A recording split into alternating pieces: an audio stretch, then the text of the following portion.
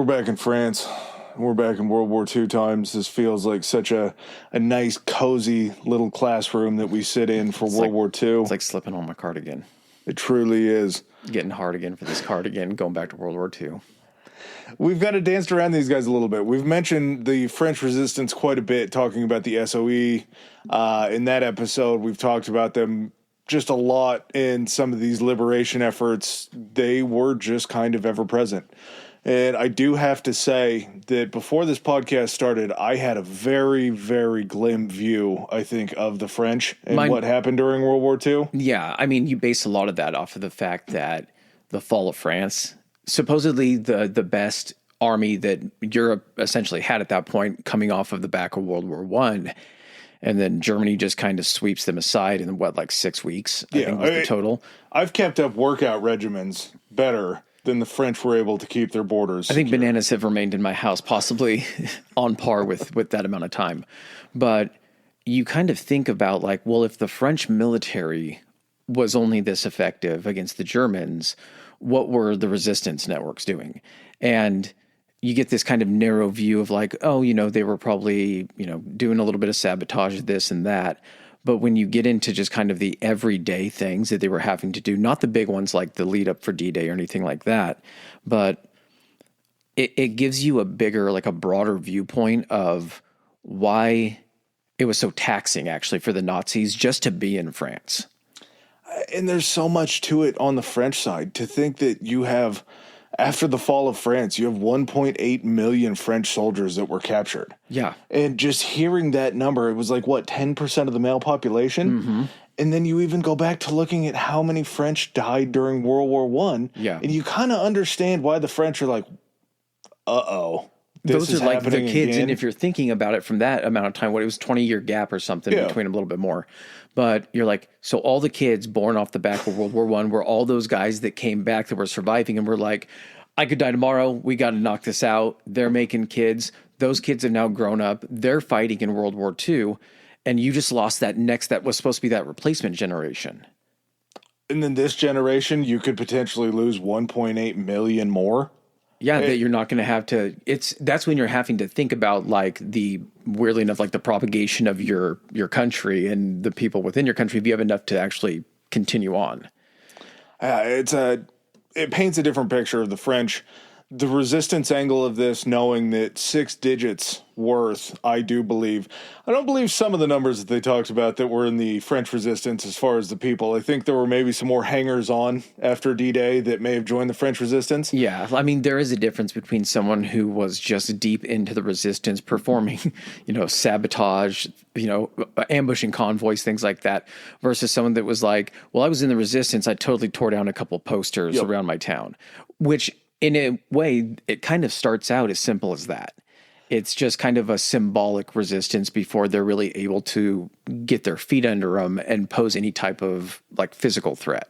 But either way, whether you're the poster teardown person or you are out there committing some of this espionage, it's probably going to be the same ending for you either way. Same punishment. Right? Yeah, exactly. Okay, before we get too far into it, you guys know, rate us 5 stars if you're new listeners or anything like that. All of you old heads here, you've already done it, so thank you for that. Keep up the comments, keep up the suggestions. You got anything? Yeah. We talked last week about getting this Patreon up and going.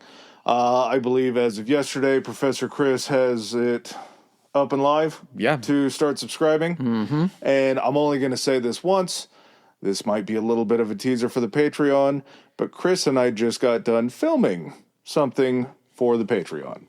So, dun, dun, dun. Yeah, we'll just leave that there. Any of your previous desires maybe to lay eyes on your professors could be sitting. It's not explicit, so don't get your hopes up, but who knows? Enough of you subscribe. Our minds are open. You know our position on sex work. Nothing's off the table right now. Each other. All right, well, without further ado, which I think is actually French, correct? Sounds like it. All right, Viva La Resistance.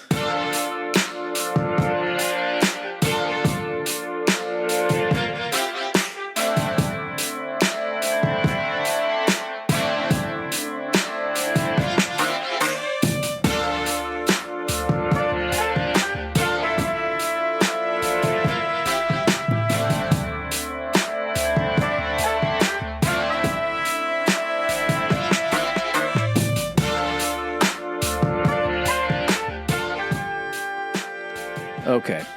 We got to go back a little bit before the actual fall of France, Battle of France, whatever you want to call it, because progressions in the resistance are going to occur based upon agreements or treaties that were kind of made prior to the Battle of France.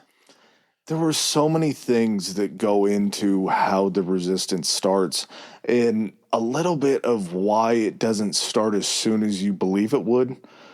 Part of it is going to be August 23rd, 1939. The German foreign minister Joachim von Ribbentrop and the Soviet foreign minister Molotov end up signing this non-aggression pact. This pact goes on for 10 years. It's the Molotov-Ribbentrop Pact, right? Yep. Which, how do you think they came about trying to figure out whose name was actually going to be first on that? That's the fact that it's not Ribbentrop-Molotov kind of surprises me. Do you know what I think it is? I wonder if it was in each of the countries. Like in Germany, it was like, this is definitely the Molotov or Ribbentrop-Molotov Pact, and then elsewhere. Once World War II was over, and we were kind of looking at the Soviet Union being like, didn't you guys have like a thing with the Nazis beforehand? It was that Molotov. They're like, actually, it was the Ribbentrop-Molotov Pact. It was totally their idea. We just kind of went along with it, you know.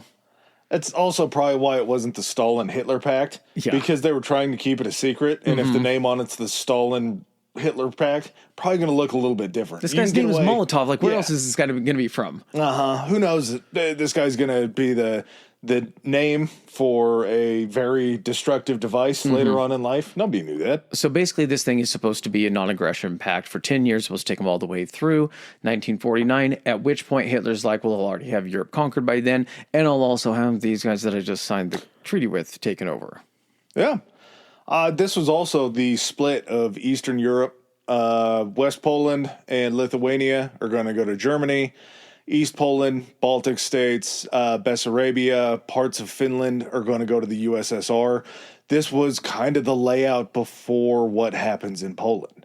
This is the precursor to them being like, all right, in order to create kind of this blood pact of non-aggression, we need to have a sacrifice. Poland.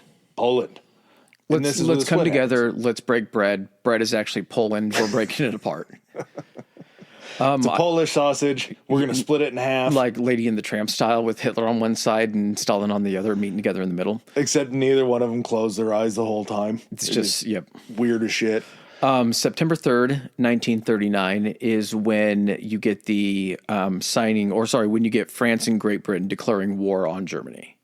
So literally, a month later? Less than a month later, a couple weeks later, after this secret agreement is signed between the Russians and the Germans, you get France and Great Britain declaring war based upon the invasion of Poland. Poland is such a major part of the kind of the bellwether of how this is going to go, it feels like. Well, and France is banking on the Maginot Line, which is this line of defenses stretching from, I believe it was like southern France all the way up to like 280 miles along the German border, and it ended at the Ardennes. Now, as we normally take a look at, maps and stuff like this during these episodes, and it reminds us that Europe is really weirdly put together, Germany and France only share on their border. It's not the entire border that they share. So Germany and France touch over that 280-mile range that they build the Siegfried, not the Siegfried line, that's Germany's version, the Maginot Line. It actually ends at the Ardennes, which the Ardennes is kind of where you start running into Luxembourg and then Belgium, which is new or newer at that point, and the Netherlands. So they're ending this Maginot Line, which has all of these anti-tank defenses. It basically is not allowing any heavy armor and making it hard for infantry to get across the border. The Ardennes is this really dense, heavily wooded, mountainous region that they're like, no possible way that they're going to be able to mount any type of meaningful offensive through the Ardennes. We don't need to continue the Maginot Line here. It's going to be a natural fortification. So they're banking on that as well. The Maginot Line is one of those things that did piss me off about France before it made any sense. The Maginot Line is in a direct response to what happened to the French in World War I. The amount of soldiers that died in World War I for France was so large that they looked at this as, well, these guys were the aggressors. we can't be running bodies across this line to try to defend it. We have to build a fortification that's going to allow us to protect ourselves without the cost of human beings. And not knowing that background and then hearing kind of the belly run or the end around basically that Germany runs around with Belgium to get around it. It's like, so you didn't even need that. The Maginot Line was just a joke, right? But in the context of what happened in World War I totally understand why it has to be there. It was just not well secured. You don't have the option, though, because you have the newly created Belgium that was, again, prior to World War I. You have, Luxembourg. Those are sovereign nations. Yeah. You can't be like, hey, France can't be like, hey, Germany is pretty fucking, I don't know if you guys noticed during World War I, but you guys should probably build some defenses too. And Luxembourg and Belgium are like, no, I mean, we're good. So there's this large door to the north, basically. The top half of France is bordering with Luxembourg and Belgium, and they don't really, because they're not at odds with each other, there's no defenses between those countries' line of, of borders. It's really hard to claim neutrality when you build a wall facing a country. And I mean, the French are looking at the Germans and like, well, in order to go ahead and invade us, they would totally have to declare war on Belgium. And that was the whole kicker, is Belgium also had the treaty with England and everything. So the French were banking on the fact that if the Germans invade Belgium, that's going to go ahead and bring Great Britain into the war. It's a deterrent. When in actuality, Germany was just like, no, we know they're coming into the war anyway.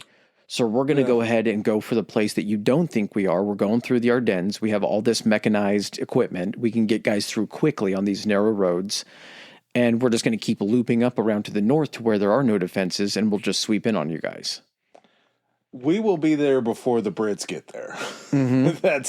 They have to cross a channel. They have to get everybody together to make sure they're out. All we have to do is just go forward. And we're attacking you up north, which means that it's not, had we been coming from the south, we would have to then work our way from southern France up to northern France, giving time for Great Britain, who's in the north, to just come down and land soldiers. Instead, we're going to go ahead and just cut you off in northern France, invade here, and then worry about working our way south.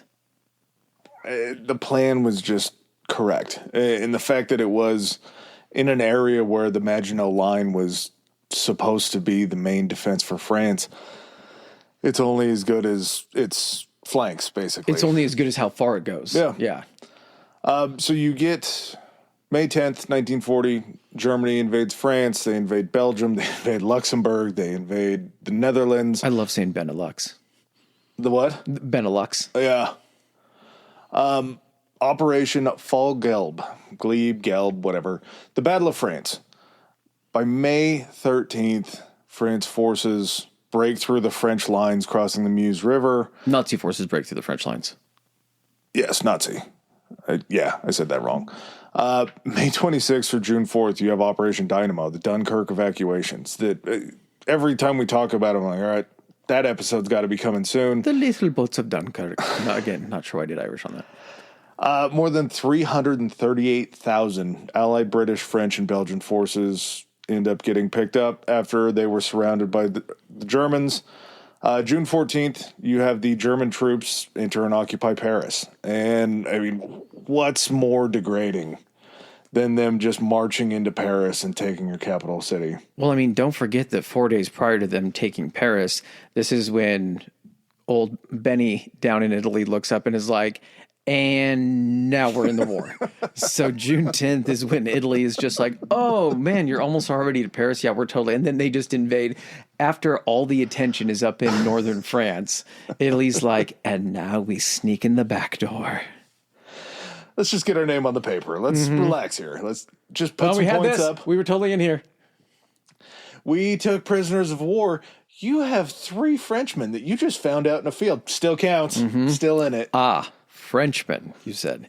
The French end up signing the surrender on June 22nd, so it does not take long. Yeah, and we have this fall, this kind of dominoes of June 14th, the German troops occupy Paris. June 16th, the French PM, Paul Reynaud, ends up resigning from the prime minister position because he's opposed to this proposed armistice. You have 1.8 million French soldiers that are captured during the Battle of France. I don't like them using the term armistice here. No, Because that's 'cause not it's what not. it is. It's just like it's a fancy name. It's a nice way of saying like you guys actually really don't have any choice. It's a full on surrender. Yeah, I'm going to put my nuts on your face either way. We can call it an armistice or we can call it a teabag. It depends on what you want to be Call looked it at an as. armistice. Along with this 1.8 million French soldiers, you have 90 to 90,000 or 92,000 soldiers killed. You have 200,000 wounded. So you're looking at more than 2 million soldiers that are either wounded, killed, or captured. This feels a lot like World War I all over again, right? And it's quick. Yeah. 6 weeks. You have the French government that's in disarray after Reynaud says that he's not going to do this. And the Germans like, well, we need to get a dead hand. We need to weekend at Bernie's somebody at least to get this signed. And they look at a man who, during World War I, was a French hero, Marshal Henri Philippe Pétain. Pétain was talked about pretty heavily in our Charles de Gaulle episode. Yeah. About how him and de Gaulle had a relationship. De Gaulle was his weird little protege. He got him out of trouble and everything. So it's kind of weird that you have de Gaulle, who's going to be the polar opposite of Pétain, and them kind of having this relationship, but Pétain being the guy that's tapped by the Nazis to be like, this guy's just a body. We're just going to have our hand up his back and being like, ha ha ha, we do this. We give everything to the Germans. There's so much. If I had to pick my least favorite Frenchman, I think it's probably Pétain.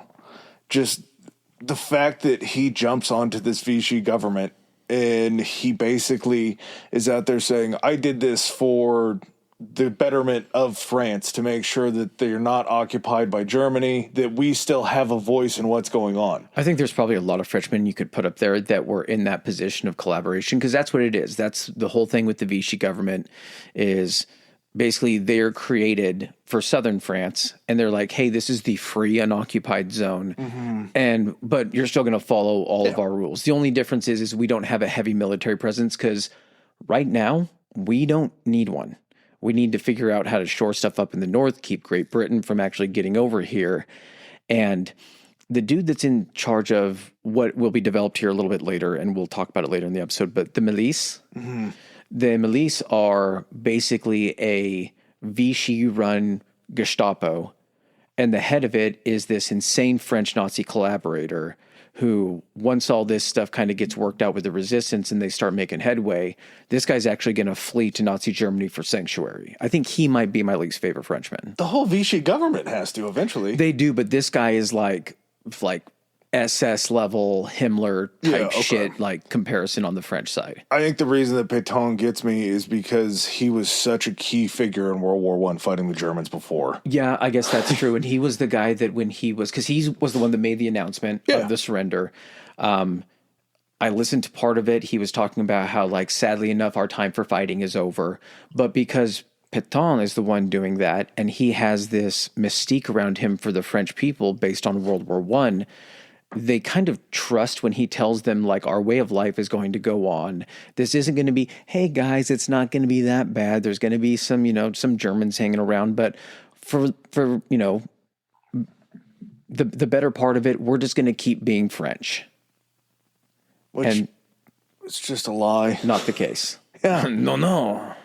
Pétain sells them this. We have June 22nd, 1940. Wilhelm Keitel and don't know his first French name, Hunsinger, end up signing the armistice in the exact same rail car that the Germans signed the World War I surrender. And as we know, because we've talked about this story a million times, Hitler has that bitch blown up as soon as this is signed. This is supposed to be the great German win. Do you think he does it Wile E. Coyote style where he goes and he sets the dynamite in there and then he takes the cord and he like prances out to the plunger and gets it all hooked up and he's like, eins, zweins, right? And they blow it up and everyone's like, yay! I don't want to give him any credit, but it should have happened that way. I hope he did something else stupid. But he had to have totally pressed the button on that, right? Yeah. Okay. Yeah. No, no matter how it went, yeah, he did it. This breaks up, as Chris was just talking about. You have the German-occupied north and then the free, quote-unquote, Vichy zone in the south that's ruled by the government down there. June 17th, prior to this armistice, you have our man that Chris was talking about, Charles de Gaulle, who flees to London. By June 18th, the very next day, he has this BBC radio podcast where de Gaulle basically pleads with the French populace to resist. He talks about that there's going to be a free France, and this doesn't really get heard by very many people. Enough so that BBC Radio had to record it and then replay it later on down the line. But if you think about it, probably not a lot of radio listening going on prior to the armistice. There's still probably a lot of harassment going from the Germans at that point in time that it may not have been heard. But the people that heard this message absolutely exploded with the feeling of just, we need to resist. We need to fight. Two things. First thing is, who the fuck is Charles de Gaulle? Who's this guy talking to us on the radio? And the second is like, this guy's making a lot of sense. Yeah, he's saying that. Meanwhile, you have a guy, fucking Pétain, who was right above him, who kind of molded de Gaulle into the stubborn son of a bitch that he became, and I think probably always was.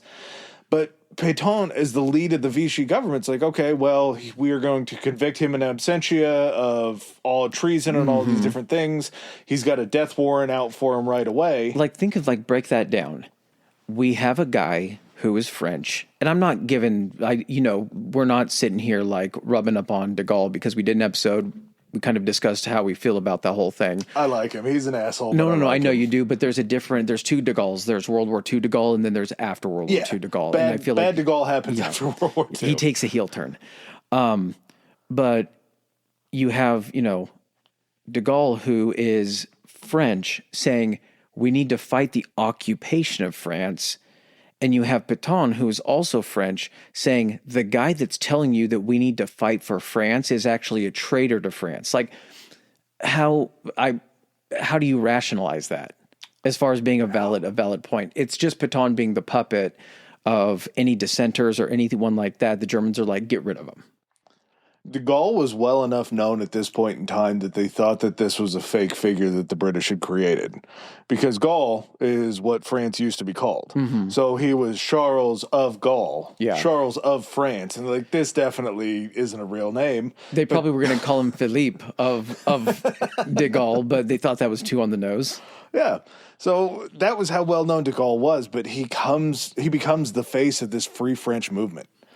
And the early days of the occupation, you asked me this, I think it was last night or maybe the night before, as to if I could have stepped up to be in the kind of resistance position that some of these guys were. And I said that I couldn't really answer it because I've never been up in this kind of situation. But to think about this, the early days of the occupation are just met with shock. Could you imagine walking out and seeing a swastika flag just hanging off of the top of the Eiffel Tower? Yeah. Like, that is how far your lifestyle has changed. Or off your Parliament building, or off of the Royal Palace, or what have you. The time frame that occurs during, like, the surrender for the French is met in a lot of different ways by various factions of, like, the French army, the French navy, and everything. So part of the conditions of this armistice is that the French are going to stand down militarily. They're going to go ahead and keep their navy, but under essentially the Vichy government is who's going to control the navy, which means by proxy, by puppet, the Nazis are going to control the Vichy government and the navy. You get... Same thing with North Africa. Yeah. All the North African possessions of France are now under Vichy rule, i.e. under German control. So some crazy things that actually happen during this time frame of, hey, everybody report back to base, we're, surrendering. You get people that are commanding a few of these French submarines that are just like, nah. And a couple of these situations occurred during the actual Battle of France, where the Germans are sweeping across France. They're taking these port cities.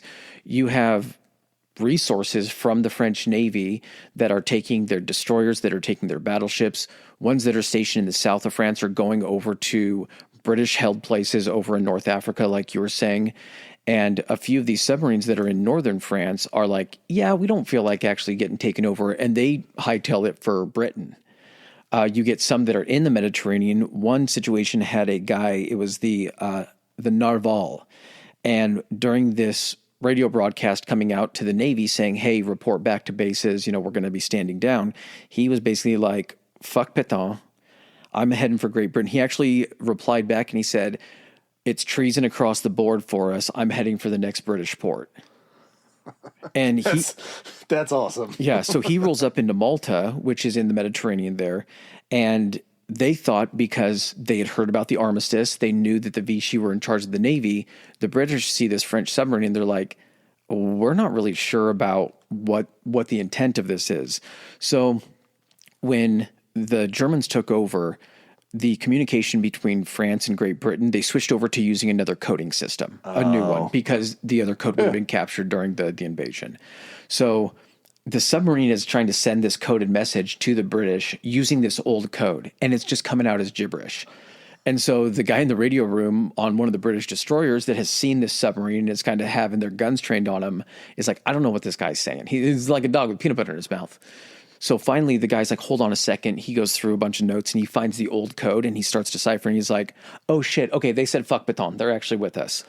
So Our side. Yeah, exactly. So they end up rolling up. And so you have these, I think there were in total 5 French resistance submarines that operated between 1940 and 1943. A couple of them were down in the Mediterranean, and I think 2 of them there, and I think 3 of them were up like in the North Atlantic. And you would have them assigned out. They were being run with these French crews.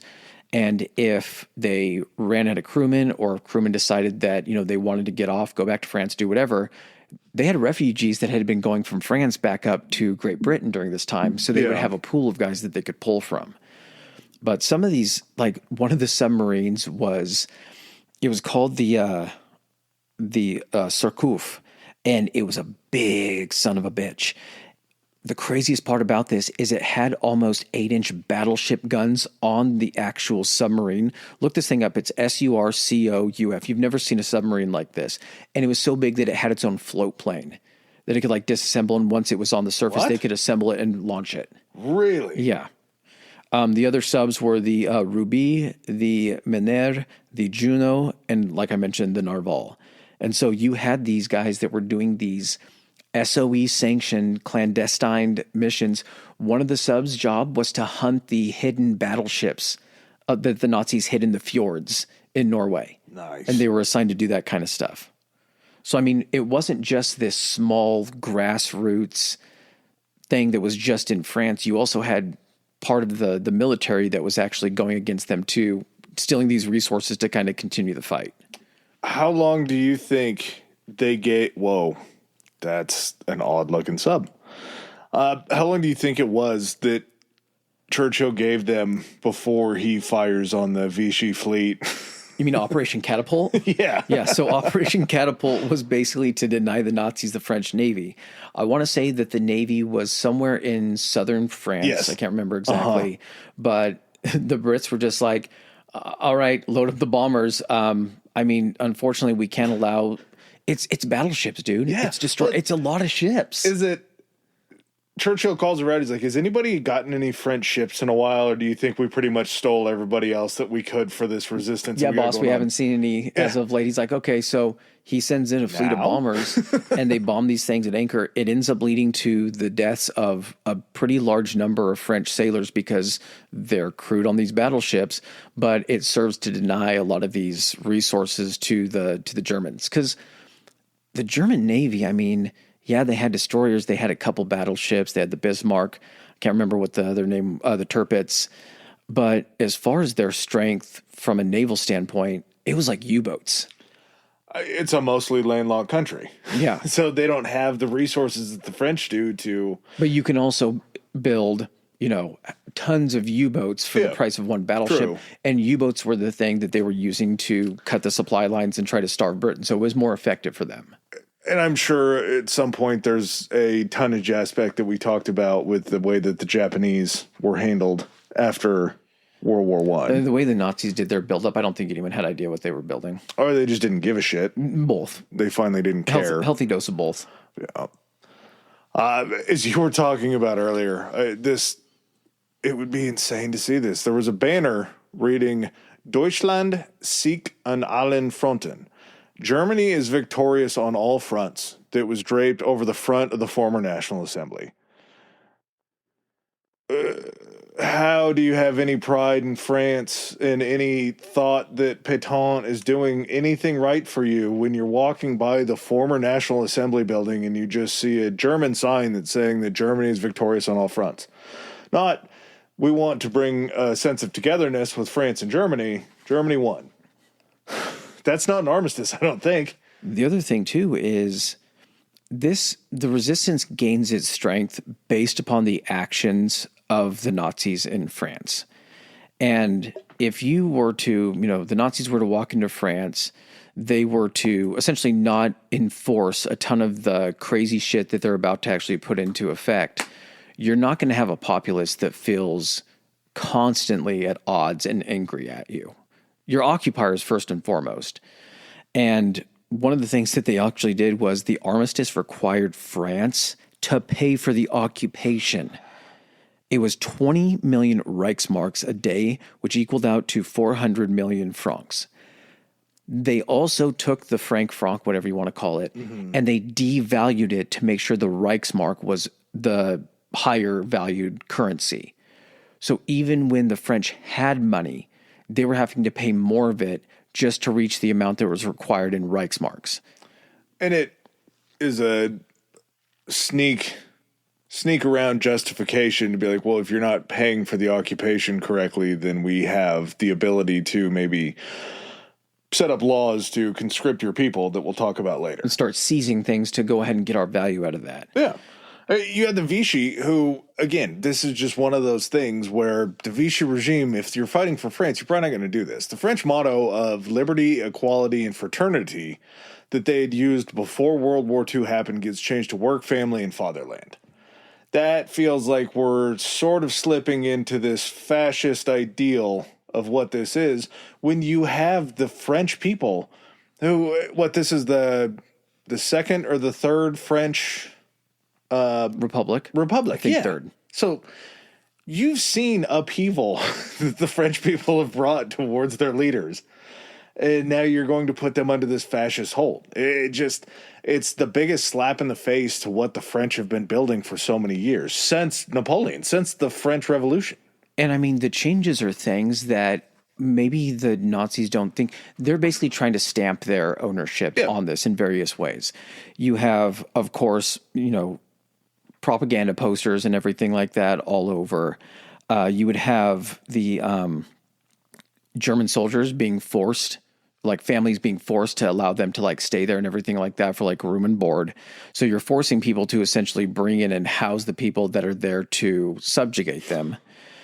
They said, and of course this is an insanely French complaint, but they're like, you couldn't go to a cafe without just having it completely packed with like Nazi officers. That's fucked. And the French love their fucking cafes. Yep.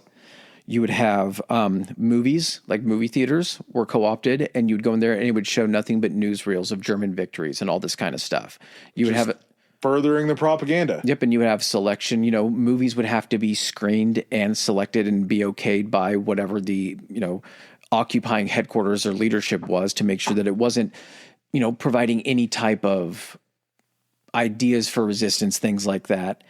You had renaming of streets that were named after German figures or German heads of state or German officers. Like someone was, if someone was the guy that led to, the fall of France and everything, and he's like, you know what, this street, the one that runs right here in front of the Eiffel Tower, I think I'm going to name that after me. And they just replace the signs and everything. So it's these little things that they're basically just Germanizing France. And at first it's going to be, just the gripes and things like that. But then when they start passing regulations that are going to force people to use ration cards, they're going to force people to carry their documentation everywhere. They're going to start putting restrictions just like they did on Germany and forcing France to start taking businesses away from the Jews. It's going to be huge in Vichy. They're going to make them do that. You're going to be having curfews. You're going to have stops, checkpoints, places that you have to just basically be held up and searched if they feel like searching you. What you're describing doesn't sound like an armistice to me. No. We're not there still. And it's going to also lead into, hey, We've now got your guys' 1.8 million, soldiers captured that we're holding as hostages, a large portion of your breeding population, basically. And so we're going to need you guys to actually provide some labor as well.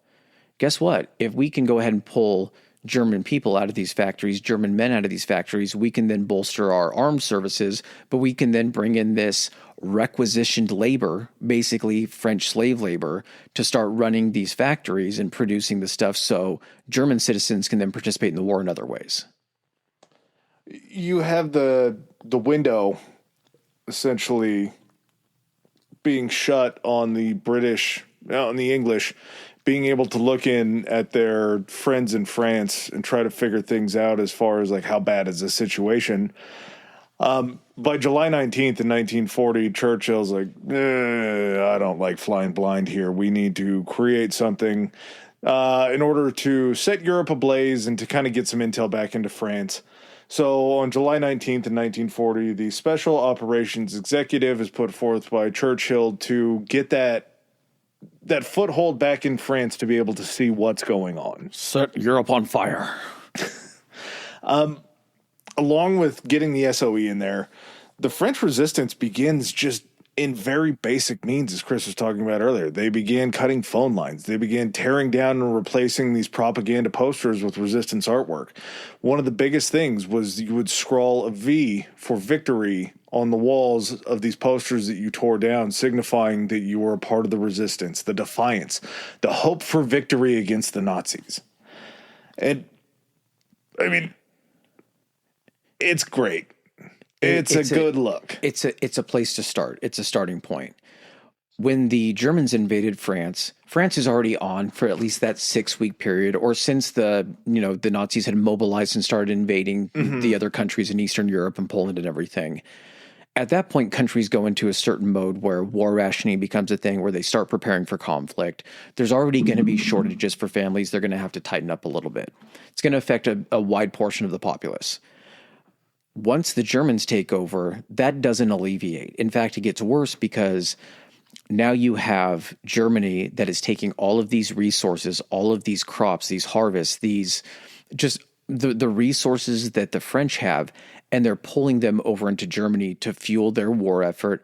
They're bringing over even the shit of like wines and cheeses and all of this stuff, so the German elite can have access to all of this stuff, the spoils of war that they're collecting. And it's leaving the populace of France basically in a situation of labor shortages because a bunch of people are being pulled over into Germany to work in these factories.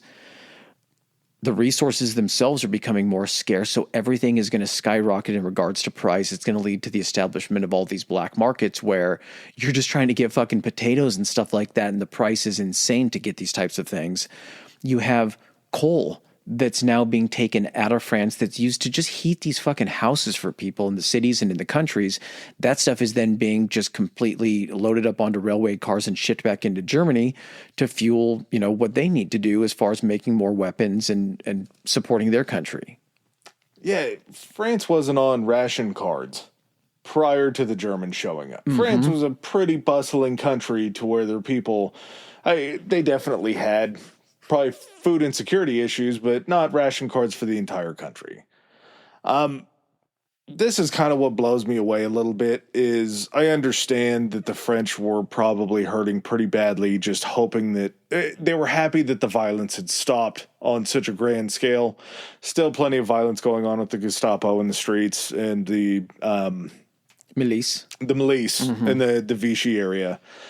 But what really starts this violence is the resistance doesn't begin to turn bloody until June 22nd, 1941. And the resistance turns bloody June 22nd, 1941, because Germany breaks the non-aggression pact with Russia.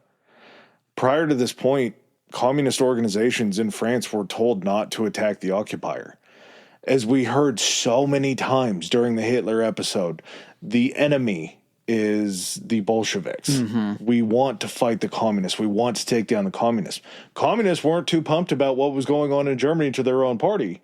At the same time, when the occupiers of Germany enter France, the Russians tell the communist organizations in France, relax. Yeah, don't start shit. It's tenuous at best and everything. If you need to do something, come back to Russia. I guess if things get bad enough, just come back to Russia. Kind of going back to them pulling stuff out of France, even stuff that seems during wartime as trivial as artwork. You know, think of how much of that stuff existed in France, where you now have these just truckloads of art and statues and everything being pulled in for fucking private collections, or fucking the over Salzburg, Hitler's fucking eagle nest to decorate that kind of stuff, or for rich German officers that are just like, oh, fuck yeah, I want something that was in the Louvre in my house. We could easily do an episode on German loot. Yeah, but I mean, they're taking not only, it's in so many ways. They're hurting France monetarily by making them pay for this occupation. They're hurting them from a resource perspective of taking food and ways to actually provide heat. And now they're taking their culture. So they're just stealing all of this shit from France. And as far as, like you were saying, resistance early on, just starting out with the cutting of phone lines, vandalizing propaganda, shit, even something as simple as slashing tires. Walking by and poking holes in the tires of a bunch of, like a German motorcade or something like that, if you could get away with it. This is when you get the kind of the creation of these underground newsletters of people just trying to keep people's faith alive that, you know, France may have lost this battle, but France isn't out of the war. The SOE, like you said, was established. It was Section F, I think, that was provided specifically, that was created specifically to actually work with, like, de Gaulle and the French resistance. Okay.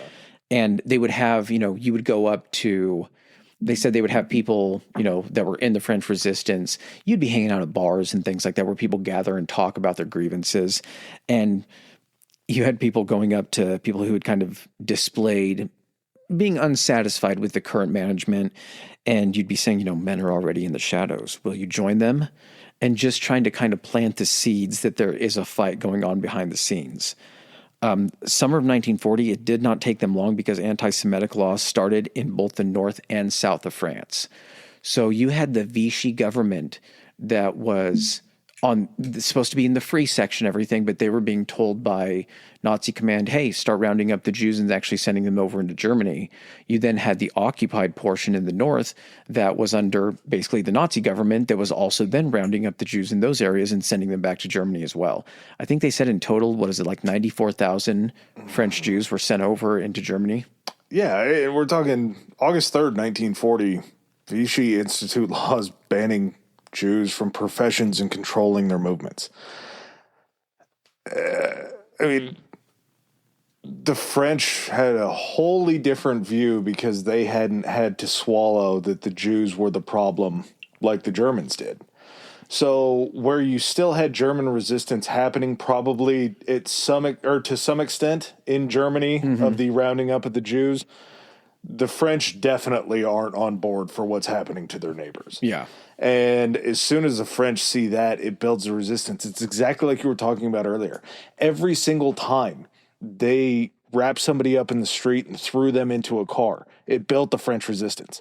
Every single time there was an execution on the street of a Frenchman, it built the resistance. Every time it was supposed to be some sort of deterrent to scare the French into being a part of what Germany wanted to do, it just built the resistance stronger. Germany thinks that there's a finite, the way they handle things, it's like they think that there's a finite amount of resistance. If you had a bucket with 100 members of the resistance, if you can catch one of those and take them and kill them, there's 99 members, 99 balls of beer on the wall.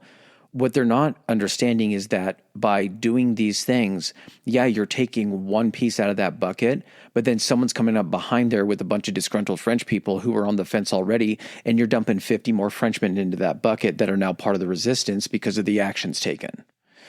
They don't see things like they've been told by Pétain. Things are going to be normal for France. They might be a little bit, tight at first. That's how it's going to be with an occupation. But for the most part, France will go on. When people don't see things getting better and they see it continue getting worse, they know at that point it becomes a desperation thing where the options become either be okay with this until it gets horrible or start fighting back now. And as things progress, a lot of people are going to start choosing that second option because there doesn't seem to be an alternative. The Vichy government's not an arm for changing, or it's not an arm to keep things consistent. It's not protecting you. The Vichy government is going along and writing laws just as the German occupation zone against Jews and trying to monitor the movements of the people. So once you realize that Big Brother, that's supposed to be the one protecting you, Pétain, is now just wrist deep, or the Germans are wrist deep inside of him and they're fucking flexing their fingers inside. He's just sitting there and taking it. You have to start looking to yourselves. Mm-hmm. There has to be a groundswell of movement. And that's why I think for the way the communists kind of kick this off, we don't like giving communists credit for a whole lot, do we? But there's a very small in the pool of, you have two sides, pros and cons for things that communism has done. A lot of cons. Yep. Most of it, you got to extend the list for the cons. We've talked about this a million times. Communist ideals, fantastic. Communism in practice, not the execution of it is horrible. When the communists finally basically get the go-ahead from Stalin in 1941, when the Nazis invade Russia, communists enter the chat in regards to France, and the word goes out to any communists in those German-occupied areas of like, okay, game on. You are getting a group of people who, the way that they've gone about creating their government or their, way of running things is not a calm, peaceful way of doing it. The communists are very adept at armed and violent revolution. So whereas you had a French populace of people resisting, you did have French military and officers that had been part of the resistance. Absolutely. But now you have, and those people are responsible for bringing in the other French people and training them in order to be able to do this. Yeah. Now all of a sudden you have this segment of guys that are just like, oh, okay, actually this is where we excel. We know how to do this stuff. No training required. You guys aren't taking this far enough. We're going to need to start killing some Nazis. You're starting at like a 5. We need to start at about a 9. Yeah, like what are you guys doing slashing tires? Like that's all well and good, but slash the tires and then also plant a bomb under the car. Yeah. August 41. German naval officers killed in Paris. And the German retaliation to this is just executing all of the known communists that they could get a hold of in the area. So again, we're talking about a situation where communism, not necessarily the friend of France, but those are French communists that are being killed. French is French. That's just how the French are seeing it at this point in time. Germans pretty quickly get nasty.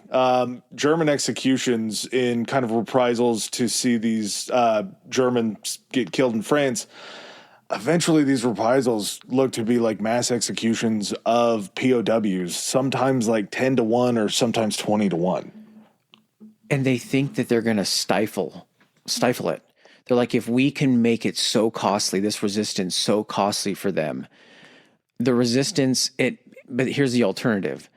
It's you're either, and I'm not saying this is an easy decision. This is probably the hardest decision people have had to make. Yeah. But if you're looking and saying, if we just lay down and allow this to happen based upon the fact that they're going to have reprisals against the public, then we're just allowing them to continue to do whatever they're doing to us. We need to basically be willing to sacrifice people in order to try to maintain and continue France. Not to mention, you already have these POWs in custody. They're already off the board. And later on, and it probably starts actually pretty early on, the reprisals just aren't against POWs. No. Because at that point, they have the POWs, and the Germans are like, it's easy for us to do this. We already have these people. We're just trying to hurt you by doing that. Yep. Maybe you're not seeing that, though. We're telling you that these POWs are killed. We're giving you a list of names, but maybe you guys need a little bit more of a visual reminder of how this works. And in situations where you would have the resistance, they would go and they'd derail a train. They'd destroy some railroad tracks. Derail a train, cause a whole bunch of shit for the Nazis. They would go find the village that was closest to this derailment and go in there and be like, who was it? Who was it? Who was it? People can provide answers. It's pretty likely that there's going to be a lot of people killed and a village is going to be burned down. Yeah. And this happened very often. There was a lot of this stuff that occurred around France, not in huge cities like Paris because, you're going to anger an insane amount of the populace. But if you're able to do this at all these little French villages and things like that, where it's going to set an example to not only any of the people back up in the hills that are hiding out there performing these resistance acts, but the next town down, when those French resistance fighters have to go in and say, hey, we need a little bit of support. We're up in the woods, we're camping. Can you guys spare any food? Those people are going to have to make the decision of being like, we just heard what happened, 20 miles down the road to somebody who the town didn't even have a part in it, but a train got derailed and so the town paid for it. What's this worth to us? And you had some towns that were like, fuck yeah, we'll help you guys out. We'll hide you where we need to. We can go and put away some food. So when the Nazis come and they try to take their fucking tithe or whatever they want to call it, we're giving them a little bit, but we're keeping enough for ourselves, but we're also keeping enough to support you. And so you have a form of resistance, kind of like you were saying, where you have these extremes of the actual acts of trying to fight physically against the Nazis, but then you have this giant support structure from the actual populace that their way of resisting is by keeping the resistance going. Was it in that documentary where the lady was talking about the Germans rolled into the village and they had all of their meat and everything hung on the outside of the building, and the Germans came through and took it all? And they said, we know that you're feeding you're feeding the resistance anyway. We might as well take what's ours. Yeah, if you're able to feed them, you can definitely feed us. And it wasn't just like the food and stuff. They said they would just hang all of this shit off the sides of their trucks when they're driving out, like to rub it in their face. Yeah. But it wasn't just food. It was things that helped them make clothes and do all this kind of stuff as basically a punishment, saying like, we will take this away from you if we even think that you're assisting these people. Well, then as soon as the Germans would roll away and the resistance would come back into town, they'd be like, shit, they took everything. Like, nah, we just basically gave them the lip and asshole sausages. They took all the crap off of our hands. Oh, yeah. We still have enough. The stuff we leave outside. Yeah. Yeah, that's all the old shit. The stuff we care about enough just to leave hanging out. You guys want to sit down and have dinner? Yeah. Yeah. Exactly.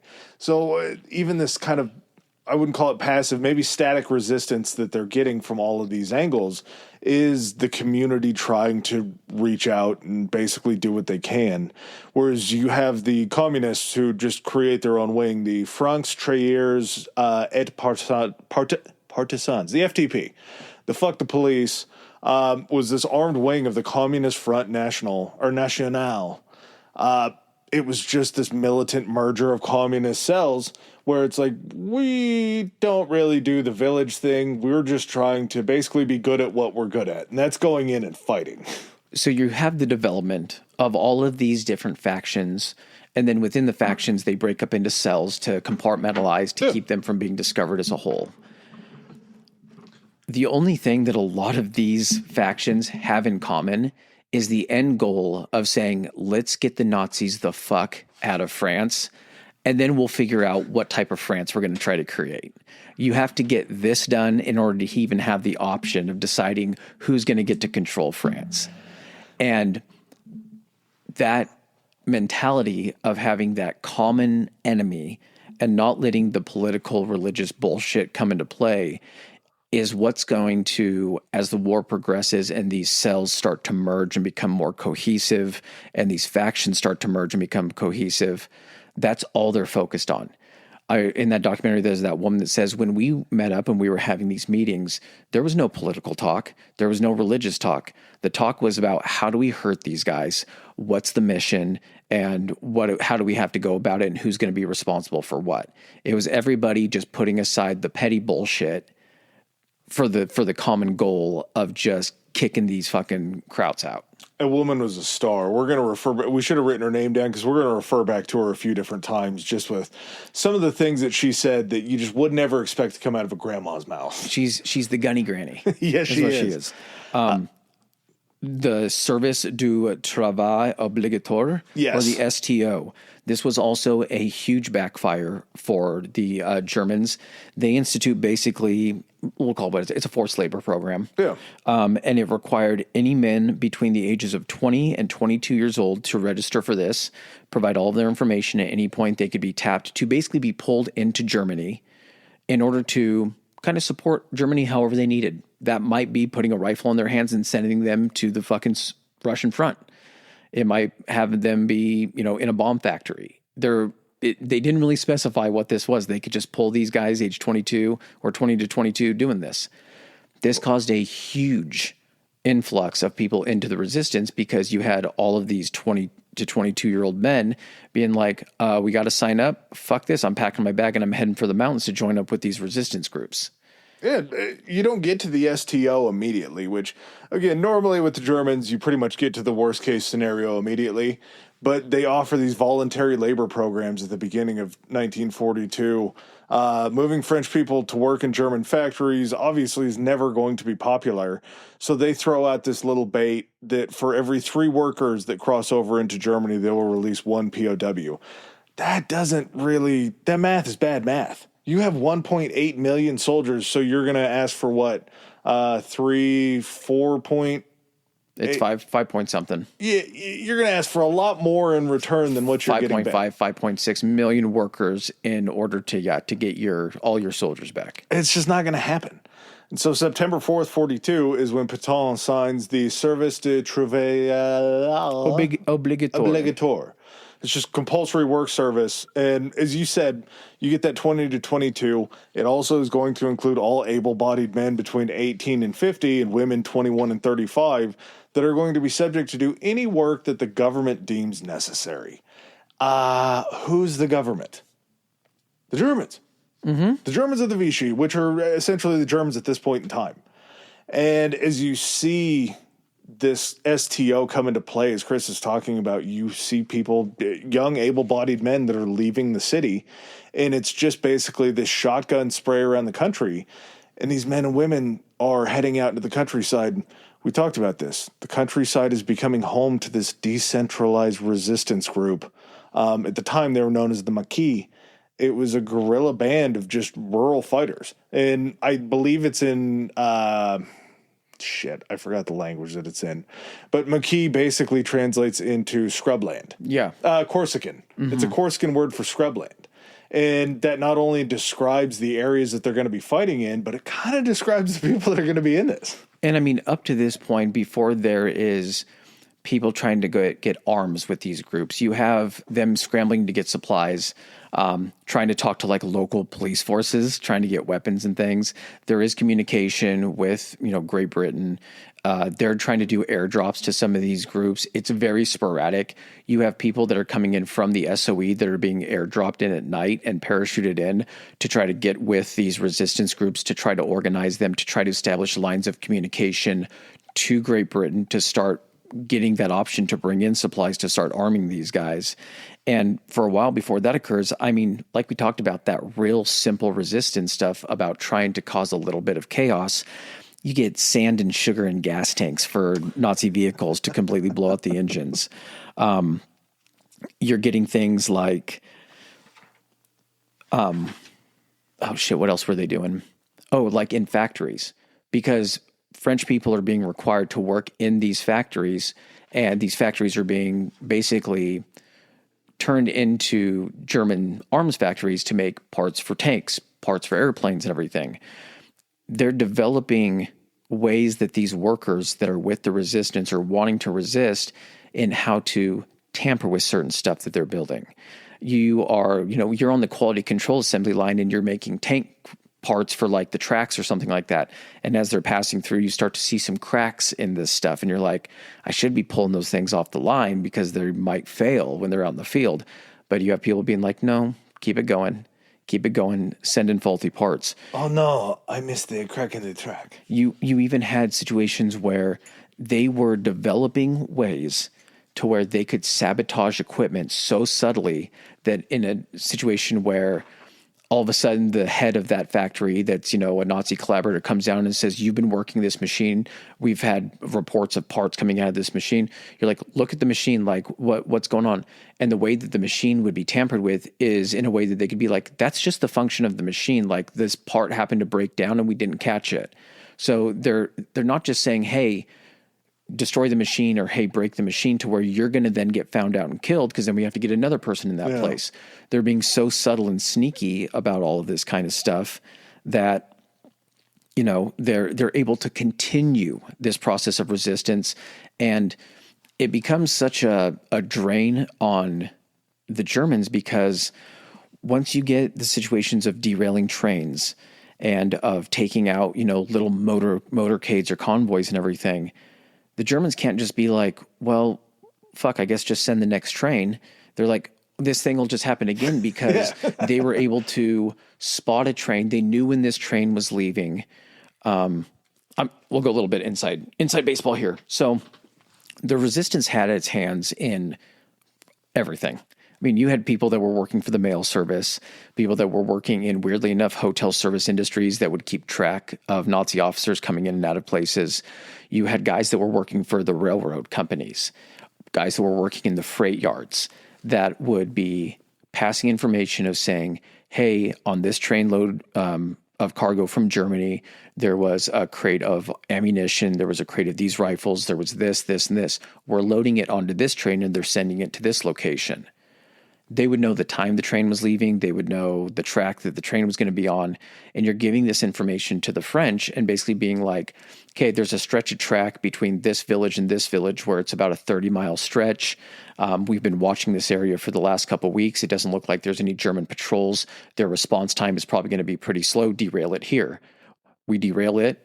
If we're able to go in and snatch any of this stuff off of these trains, we're going to do so. Mm-hmm. And that's just going to fuel the resistance even more. What that's also going to do on the German side, aside from denying them those assets, is now they have to take men and be like, well, fuck, how many men do we have to have stationed along these tracks now? Every stretch of track that goes out of sight or something like that, we got to position a section of guards.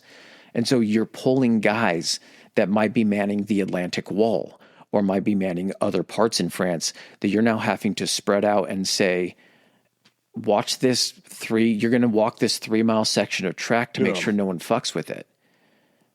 And they're having to take all of these resources, just piecemeal, nickel and dime, and they're pulling their attention away from the war effort in other places or other construction efforts just to try to monitor the what ifs that these French resistance guys are doing. Well, you also have, there's the flatland swings are great. Because if you can derail a train on flat land, you're going to take out 5, 6, 7 cars. It's going to cause a lot of issues as far as time to get everything back running. Mm-hmm. At the same time, you're not losing the entire shipment. What they really started to make a little hay on was the downhills. Because if you can sabotage a track going downhill, it's not just the first 5 or 6 cars that are going to be derailed. All of that momentum is going to sack the entire thing. Mm-hmm. So you have them starting to find these different sections of rail. We're like, well, it's downhill for 600 feet. All we have to do is blow up one of that 600 feet, and the whole thing is going off the rails. They're not going to be able to just pick this up with 5 or 6 cars and pull the rest of it back to the station. They're going to completely fuck this up. How long is it going to take them to clean this up, to repair the tracks, to try to sift through all the wreckage to see what they need to pull out of it? How many men is that going to require for weeks at a time to do this? And while they're pulling men out of this, where are they pulling men from? Are they lightening security at another place? Are we going to strike at another place? Like it basically just allowed them a lot of flexibility. You also had, we'll talk about it a little bit later for the exact number. I'm going to fire from the brain on this one. Believe it was in 1942, it was 81% of the coal workers union goes on strike. Yeah. So 81% of the people that are pulling the coal out and delivering it to Germany just completely go on strike. That is going to eat away at all of the fuel and supplies that you have to run these factories back in Germany. It's not going to shut them down completely, and you're still going to be getting coal down there. But for every gun that it takes an extra week to build is every gun that's not out on the battlefield a week earlier. The information, the value of the information, I think even more so than the actual acts that the resistance is doing on the ground in France, the information is just much, much more valuable. Dude, troop movement's huge. Not only that, yeah, exactly. There's this many troops, on this train. I sometimes it put this in perspective for me. I've seen footage in World War II of fighters strafing planes. Fighters strafing trains. Okay. And looking at that, I was like, okay, yeah, that makes sense. I mean, they're trying to derail the train and everything like that. How does a British fighter that's flying over France, were they just flying over there being like, I hope I see a train on the ground? No, it fucking clicked for me. They know where these things are going to be on. They're launching missions to try to do this stuff based upon this information that's being provided by the resistance. Not only about troop movements, but about cargo movements, where they're building stuff. All of a sudden, the Nazis come into this town. They're like, okay, what we're going to be doing is this factory that used to make pots and pans. You guys are now going to be making shell casings. Let's go ahead and get to work. The outside of that factory doesn't change. No. Well, there's no signs that go up there. To anybody outside of that factory that's not knowledgeable, that's still just a pot and pan factory. So if they're providing information to the British, hey, what are all these places? Well, that's a pot and pan factory. They're like, we're not going to bomb that. That's whatever. Show some arms factories. Well, we can't see any of those. People on the ground that are being fed information and feeding information to the resistance are like, hey, they just started using this factory to make shell casings. The British are like, where's the factory? They're like, it's in this town. It's at these coordinates. Here it is. Here's the amount of guards around it. Here's what's around it for collateral damage. And they're feeding this information. And so whereas the British would have no idea where these things are, now they're like, oh, okay, we're going to go. We now know where we're going to be bombing. And for 3 hours a day, there won't be any French people in there. Do with that what you will. Yeah, we're going to be taking a long lunch. On this day, and this day. Well, they're also bombing at night, though. I think the Brits Probably. But at this point, you still do have American bombers also starting at this point as well. Yeah, it does make me wonder and this is just another episode. There's parts of this that I feel like touch a lot of kind of the way that the Germans disseminated information in an occupied area. Mm-hmm. But at the same time, I do wonder, forced labor in Germany definitely happening. How many hours? Is this a 24-hour factory? Do you think that they're pumping out in France, or do you think that they're actually going by some sort of French law as to how labor can be used? I think when you're dictating everything, then you're not worried about your labor force working extra. Not only are they having to work extra in these places, which I'm guessing are probably being run in different shifts for 24 hours a day. Yeah. You're working with a malnourished population. True. You're still rationing them, but you're still expecting them to be able to go ahead and do all of this work. So there's still expectations of what you would be doing down in Germany, but maybe just shifted a fuzz. And I mean, it goes as far as being like, it's not like French schools got to just continue the French curriculum. Yeah. But we go straight into the German curriculum. Yep. You go straight into actually creating this, new Nazi school curriculum that downplays the individuality and the accomplishments of France throughout its history and starts leaning toward, where your loyalty should be. You're trying to indoctrinate and create this new generation of Nazi French citizens that are going to have just your mentality. Jazz music is banned because jazz is too lively, and it's also the music of colored people. So can't be having jazz anywhere in France too. And again, you get these little just fuck yous to the occupiers where you have these clandestine meetings where people will gather around the radio in an attic of a neighbor to listen to the BBC when they're broadcasting, to listen to de Gaulle's broadcast, to listen to what's going on with troop movements. You get these groups that are getting together in clubs that are listening to the jazz music, that are still drinking and having fun and all that kind of stuff. So people are resisting in so many different ways. Yeah, it's not to compare it to anything, but it feels a little like, son of a bitch, I just had the word. Banning alcohol? Oh, prohibition. Yeah, prohibition. Mm-hmm. Except for it's like prohibition of anything French, prohibition of anything that makes you happy, prohibition of anything fun. Yes. There was a couple different things that I had heard where these resistance forces to do some of these drops, you didn't have necessarily, there weren't the radios coming in yet. Yeah. So the messages that are being passed back to London for the BBC's confirmation that these drops are going to be happening are going to just be little goofy, innocuous things like the cow jumped over the moon. Mm-hmm. You might send that in a letter that's supposed to make it back to London in a week. You're going to be sitting there every single night listening to BBC radio, waiting to hear the repetition of the cow jumped over the moon to know that it's on. And you have to hope that the message got there. Yeah. Because it's not like you could be sitting where you are. You could even be on the coast of northern France in your village, but the English Channel is still there and it's being patrolled. How are you supposed to get a message across? Who are your handlers? You had the lifeblood of the resistance was this group of women that basically served as the carriers who were, the ones that ran these invisible arteries, women in their 20s, sometimes even younger and everything, that would be riding with these, false bottom bags that would have microfilm in them, that someone took pictures of a new German staging area or a factory or an airfield out in a farmer's field that they were building, and the farmer reported and be like, hey, these guys are fucking clearing out a big portion of my farmland and they're trying to make it level and they're putting up some buildings. I think this might be an airfield. So you have all this information, like you said, because the radios aren't a huge thing yet being brought in by the SOE. All this is coming in coded notes and things like that. You have couriers that are transporting letters in the hollowed out handlebars of their bikes that they're riding. You have, like I said, false bottom bags that are carrying microfilm, women carrying these things onto the trains because they draw less attention than men do. They're less likely to be stopped. They're less likely to be believed by the Nazis that they can contribute in any way to this resistance. Because the Nazis don't believe that they have the intelligence to be able to do it. Mm-hmm. They believe that fear of them being German is enough to scare these women into subjugation.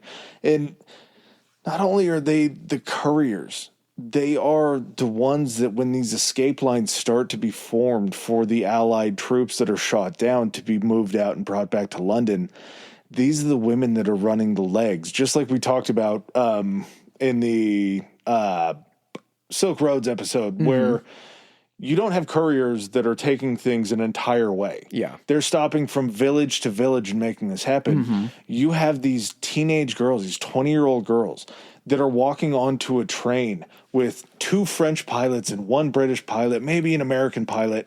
All of them have false papers to try to get them through. You're dressing them up to try to look as French and raggedy as possible. You might be teaching them a little bit of French even. You're giving them French cigarettes and explaining to them how to light their cigarettes to not draw attention. And then you have to get on that train and act like you don't know these 3 men, because if one of them gets found out, if they find out you're involved, they're killing you immediately. And you have to play this as cool as possible. I was telling you about that scene from Masters of the Air that deals with downed airmen, and I want to say it is in France. So at all times you have these bomber groups that are flying over French territory in order to get to certain targets and everything, and they're constantly getting shot down. So you would have pilots that are parachuting out, and if they weren't captured by any type of German patrols, they would be looking for locals, trying to find someone that would be helpful or sympathetic to them. And they would sometimes be found if they were lucky. They would come upon people that were with the resistance or could get them in touch with the resistance. They could get them somewhere safer, but then they still had to move them around the country. The Gestapo were very onto this. Yeah. And so there would be plants that would be placed into situations where a big bombing raid comes over.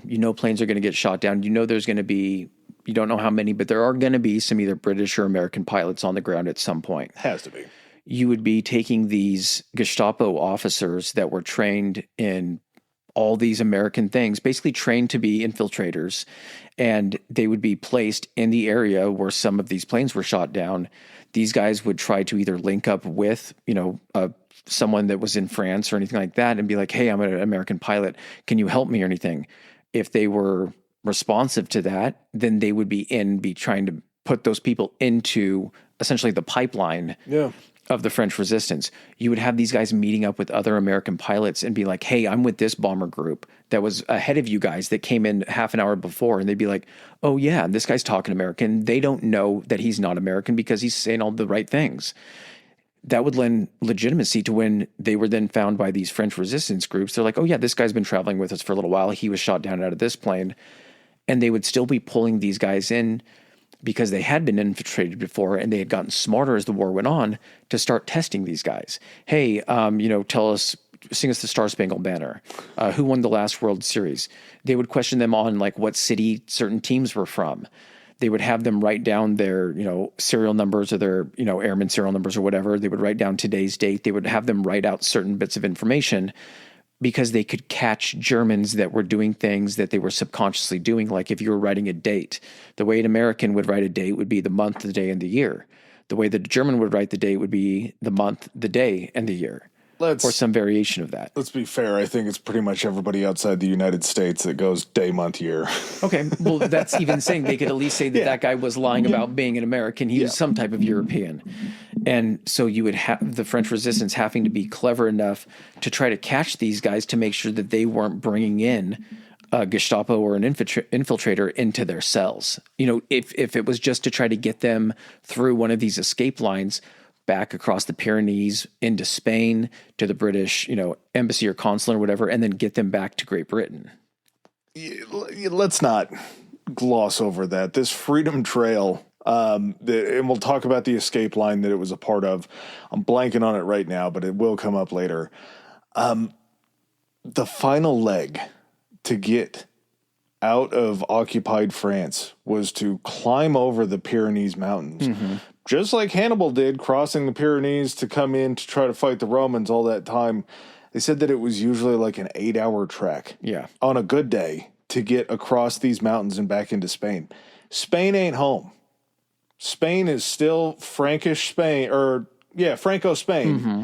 that is very much fascist. Mm-hmm. And while declaring their neutrality, are still a little bit more beholden to Hitler because mm-hmm. of the help that he gave him during the you're not just crossing the border and being like, I made it. Mm-hmm. You still got to sneak through Spain. You're not being actively hunted like you are. No. But there's still people that if they catch you and they're like, you entered Spain illegally, they'll send you back or they'll hold you. So it's not even a free flow after you get over the Pyrenees Mountains. It's all about trying to better your chances about getting someplace where you might have a better chance of getting back home. Yeah. Before we're going to further bathroom break? Yep. All right. Well, hey there, all you sexy historians. How you guys doing? It is time for socials. Where can they find us on Instagram? If they want to follow us, they can find us at Historically High Pod on Instagram. That goes the same for Threads as well. You can also find us on Twitter. Ooh, tell them about Twitter. Historically High. That's Historically HI on Twitter. And if you want to email any of your comments or suggestions, where can they find us at, Adam? At Historically High Podcast at gmail.com. Gmail. All right, and back to the show. Okay. Oh, one thing we probably should have mentioning the Patreon. Yeah, you guys need to know where to go. Sorry, we're forgetful. Oh, by the way, I'm Chris. This is Adam. Yeah, I don't know how that works. It's just patreon.com/historicallyhigh. So it's the simplest of all the things we've gotten. We haven't been able to get it exactly on social media, but with Patreon, we got it. So patreon.com/historicallyhigh. All right. So getting back to business, we are at one thing before we get into what you were wanting to is thinking of what like a resistance or guerrilla group needs to have to actually operate. You're going to have people that get injured, right? Oh, yeah. You can't just go to a doctor, because that's going to be monitored for, hey, what are these people coming in for? If you see someone coming in with a gunshot wound, you need to report that to the Gestapo or whoever. Yeah. So you have these resistance groups that have former veterinarians, army medics, surgeons that, have decided to kind of work with them that are basically working as like field operators. There was a guy talking about, he's like, I told them we needed to get like a van that we could actually kind of kit out and then drive around to these other areas where there would be resistance activity. We would be parked far away and they could come out to us if someone got hurt. He's like, I've performed surgeries in the middle of a forest and I didn't have any alcohol to sterilize, any sterilizing alcohol. He's like, I had to boil stuff in brandy to be able to operate on these guys. And then you would have these chateaus or houses up in the mountains that people with the resistance would be like, actually, this is mine. Use it, set up like a field hospital or like a location that people could come if they were really injured or something like that. You weren't going to be able to put this anywhere in a populated area because it would immediately be found out. Well, and the safe house thing is crazy too. Like, this isn't just one location within the city that these people are operating in. They have all these safe houses throughout the city where they're operators are going on the radio and then they switch to another safe house and then they switch to another safe house or they pull out of the city entirely. Like, these are huge. I don't want to say huge, but these are pretty sizable networks. And they said the biggest thing that really helped them out was the flexibility that they had, because they would be able to do a lot of movement. If one cell went down, they would be able to just pick up and kind of reposition, start operating again. Yeah, so much of it in that kind of, what was your favorite word? My favorite term? Yeah. Horizontal collaboration. Horizontal collaboration. To have these decentralized networks, it's so much of a gain and so much of a loss at the same time, because on the plus side, a decentralized network, if that network gets shut down, you're not shutting down the whole procession. Yeah, you're getting a piece of it. Yep. And only those people only know so much about any other pieces. So Yeah. I think one thing that doesn't really, when we talk about history, we do talk about it in a very conversational way. And I think that's just because we've looked into so much of it. I was trying to I was high last night, so it allowed me to enter a headspace. But I was thinking about when we watch a movie and there's a torture scene where someone's getting beat up in a basement and they're literally just bloodied and there's no one around to hear them scream. That is reality. That is reality for these people at this time if they get captured for doing this kind of stuff. This is like you're put into a basement. There's two German dudes in there. They're fucking beating the shit out of you. You're naked. You're tied to a chair or you're hanging up by a pipe and you're still saying you're not going to give up any information. Guy gets frustrated, pulls out a pistol and shoots you and you're just another body out the back. That's legitimate reality. Oh, yeah. And that's not only for men, but it's very pointed in this that because such a large portion of the resistance fighters were women, women were treated the same as men in regards to this. Probably worse. I'd imagine there were a few steps that they wouldn't do to the men before the women. Goes even further to say about this. But there were people that cracked, which I can't say anything about that. Like, yeah. I don't know what I would do in that situation. But the fact that there were people that didn't just goes to show like what that was like to try to fight for everybody within like your country and how bad it must have been to have that as the option that you went with. And not only that was pretty much, if you tried to live a life undercover, 5 of your 7 days are still going to include doing something very risky for the resistance.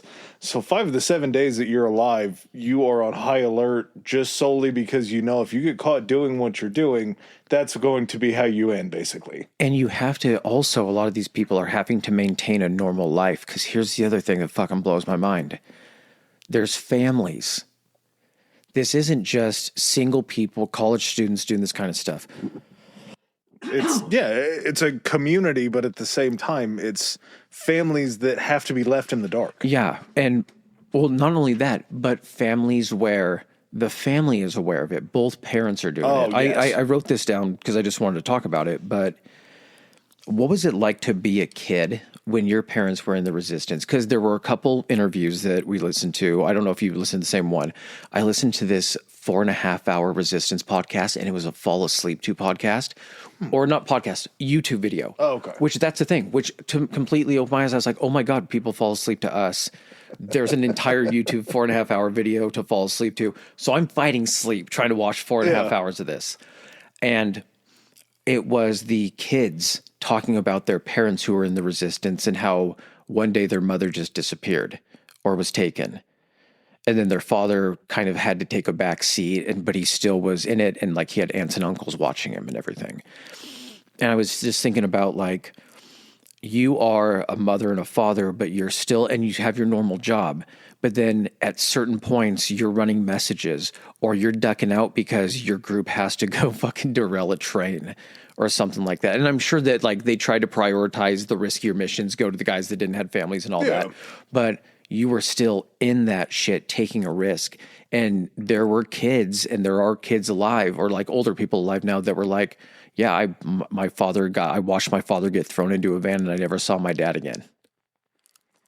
That's still a type of person that fucking exists. Well, and I wonder if there's a prioritization to make sure that anything that you're doing for the resistance is not happening when you're out with your kids. But at the same time, you have to think, I'm going to the market with mom. That's weird. She just picked up that melon and it looked like she set a piece of paper down behind it. And then we walked out. But who's watching a woman with their kid? Yeah. Because that was a huge thing too, is you had some of these resistance women who were new mothers who would transport things going out on their walk with their babies and who would have stuff hidden underneath, like the bassinet or underneath the blankets that they'd be delivering or dropping off somewhere. Didn't somebody say in one of the maybe you didn't see that same documentary, but nobody ever checks for the kid? Yeah. Nobody ever wants to see the kid when they see somebody pushing around a carriage like that? Yeah. A soldier's never going to be like, oh, let me see this cute-ass French baby. They don't care. No, because the soldiers are all a bunch of fucking horny occupiers. They're like, oh, she just had a baby. They're like, no, I'm not even going to deal with that. Yeah. So it's those calculated risks that they had to take, women especially, to go out there and maybe accidentally get picked up. If you have a mole on the other side that's the one that's been stringing you along, you're going to get picked up with your child? Anytime you're out walking, and some of these women that it showed us pictures of, they're beautiful. Yeah. So they're gonna get attention from hot these French ladies. So you are a 17 or 18-year-old girl. You're carrying a fucking coded message in a bag, and you're walking out, and you get that lingering gaze for just a few more moments that a more attractive person gets, and in your head you're thinking, they know. And you're fucking nervous. And then what happens if that person just thinks that it's, oh, I'm going to go ask this woman for her number because maybe I feel entitled to it or some shit. And then you're like fucking nuts. Like, can you imagine that kind of stress? It's fucking Frank Abagnale. It's catch me if you can all the time. I forgot the exact phrase that he says. But it's no check fraud, man. It's fucking life and death. But at the same time, if you are to believe that he was a pilot and flew planes, so he was wearing that uniform, you're not just going on as a flight attendant. You're going on as the guy that as soon as you walk onto the plane, everybody looks at you. I'm not following here. As a beautiful French woman out there, everybody's eyes are on you all the time. Yes. Even when you're trying not to, if that's just the eyes they're going to be, especially if like the Germans are there and everything, you're going to get attention. Well, I forgot what DiCaprio says in the movie about the Yankees. Why did the Yankees win so much? It's because everybody's mesmerized by the pinstripes. Yeah, I think, yeah. It's something along those lines. Beautiful women are going to have that advantage because you're not looking at her and thinking spy. That's the other thing too, is there were women that would go to like parties and galas and everything and would try to pick up information because they may be invited there by a German officer or something like that. I mean, like there was some harrowing shit that was going down. Well, and we'll talk about the purge a little bit later.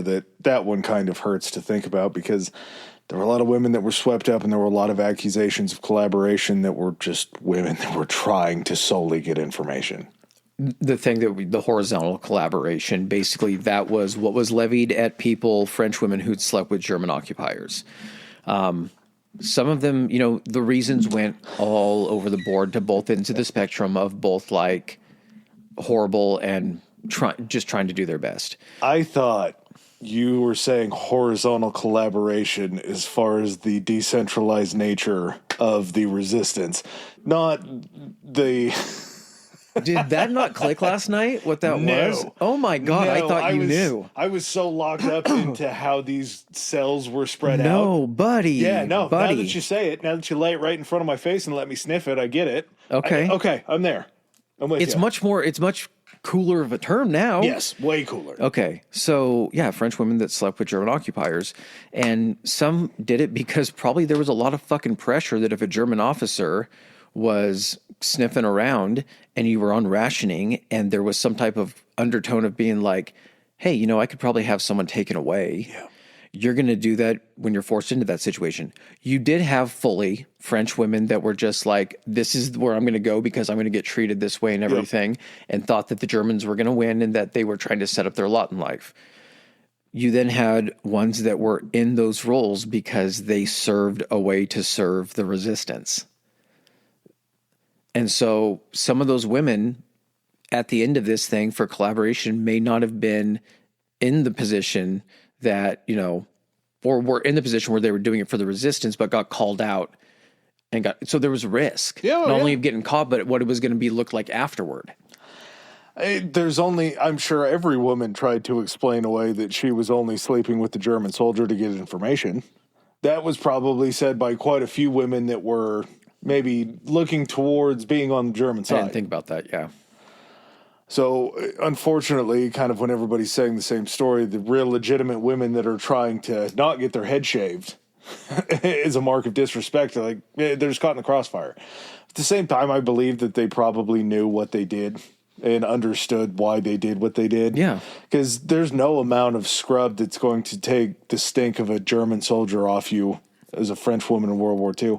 As a German in general, that's a stink that looking at it off. through the filter of today, that's pretty fucking badass. Very. That's like hardcore spy shit. Yeah. You're like a fucking French spy working for the resistance, and you're banging your way through officers to get information that could possibly lead to their death or the liberation of your country. That's like, you're putting everything, that's fucking hardcore. There's going to be some things that are going to haunt you for the rest of your life just to get that ultimate goal. Yeah, but fucking medals. Yes. All the fucking medals. Yeah.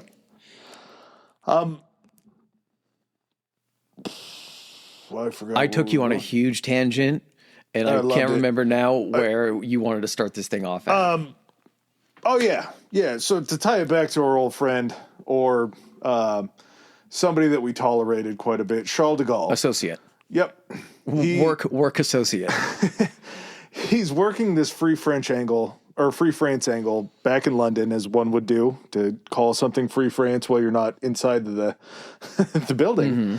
Mm-hmm. He knows that he's marked for death as soon as he goes over there. There's no way that the Vichy government or the Germans are going to be able to allow him to step foot back on French soil again.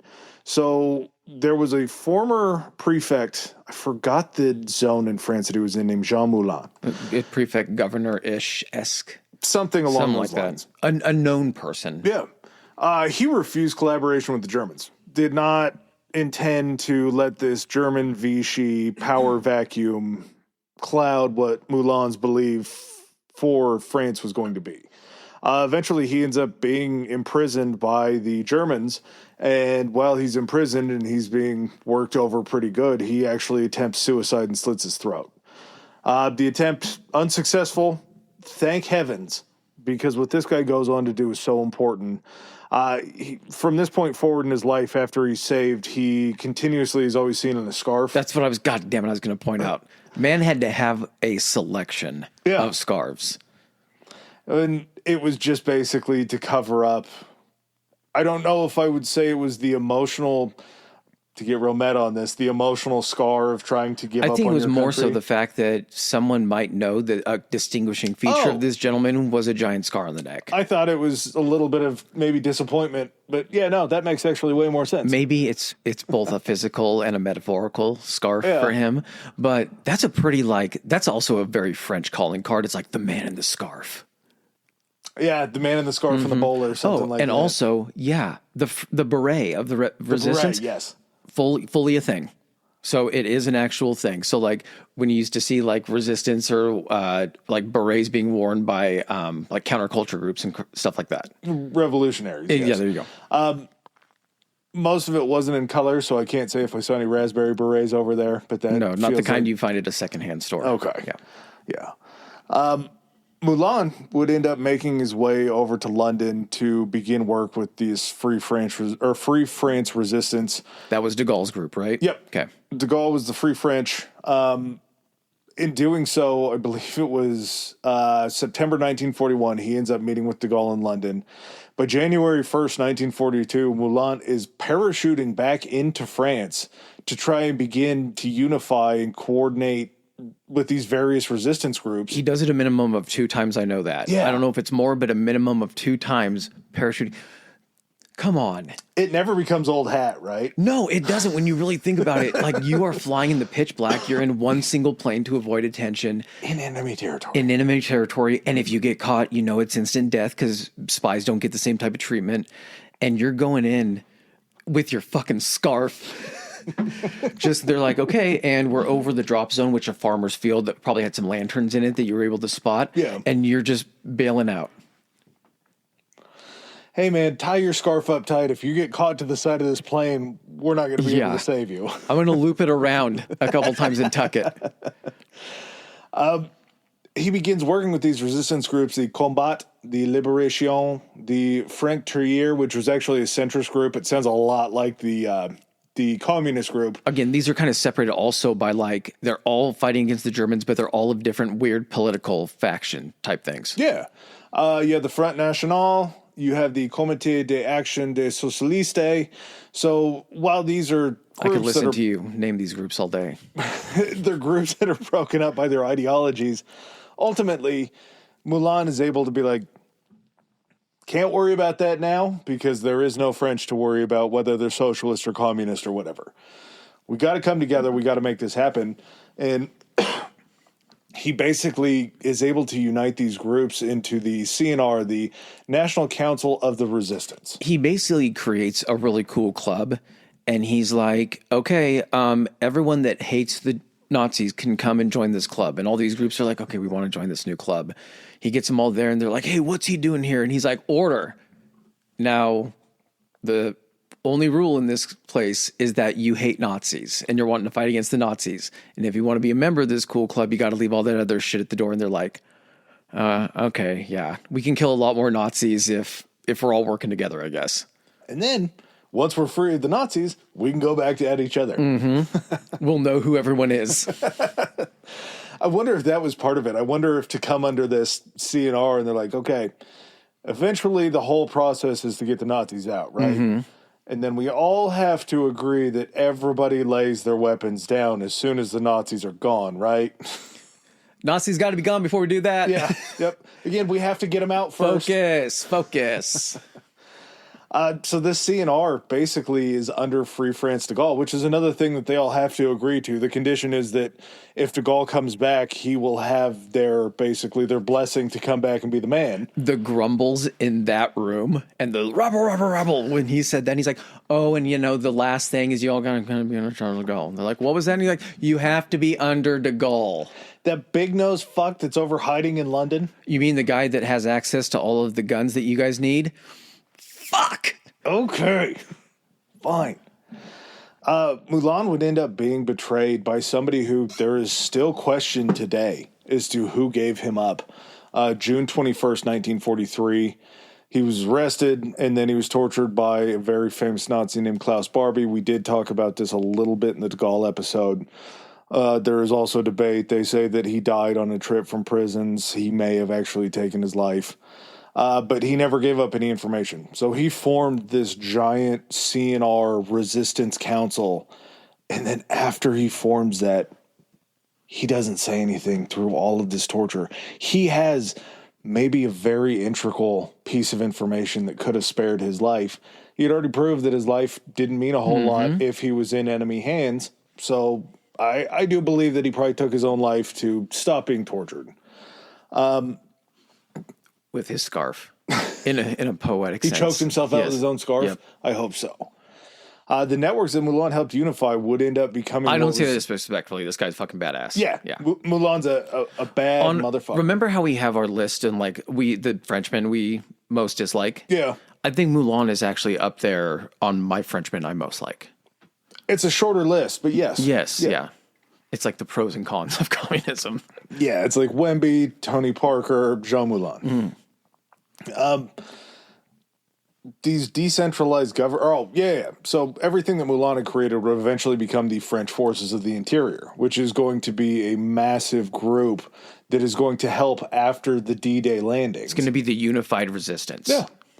You had these other decentralized networks that we talked about earlier. The Armée Secrète, the Maquis were pretty decentralized. The FTP, the communists eventually do centralize themselves, but they're still sitting on the outskirts of everything else that's going on. Like they're still cool. They're still on the same team, but they want to sit as far to the end of the bench as possible. They don't need to be fraternizing with the rest of the team too much. Intelligence and aid networks were extremely important, as we just talked about, for so long about how they helped the resistance become what they need to be. There was a group called Comet Link that actually helped exfiltrate the downed pilots from France to Spain that we were talking about earlier. Alliance gathered intelligence using 3,000 just ordinary citizens on the German defenses, the U-boats, and then the V-weapons. So now we're even to a time where we're talking about the V2 and V1 rockets that are being fired. Yeah, like think about what this does. You have all of these different groups, and it's not like the groups are operating independently like over each other, where like you have different members of these groups and like all of them in Paris. And then in this town, there's chapters of all these different groups. Yeah. They're in areas. And so you have this group that is dealing with the Germans doing this. You have this group that's dealing with the Germans with more of a factory setting, not a weapons building. When they all get together, you're basically pooling all these resources like, oh, these guys are close to like the intelligence gathering apparatus. And like these guys are good at like the infrastructure and everything. You're able to take this, and that, like you're saying, it allows them to work much more cohesively of covering kind of like a lot more during the D-Day invasions. Yeah. But if they each had their own little separate ways of trying to help like down pilots or people get out, there was also a huge thing where they were getting people like Jewish people that were fleeing, that they were getting out as well. You would then have that pooling of resources saying like, oh, we have this safe house, or we have this contact in this town. No, you guys should actually go this way up the Pyrenees because that way it gets watched. Yeah, we have 6 different houses. 3 of them are under surveillance. Here are the coordinates to the other 3. Yeah, you're just all of that. You have a lot more resources when everyone is kind of working toward under the same kind of umbrella.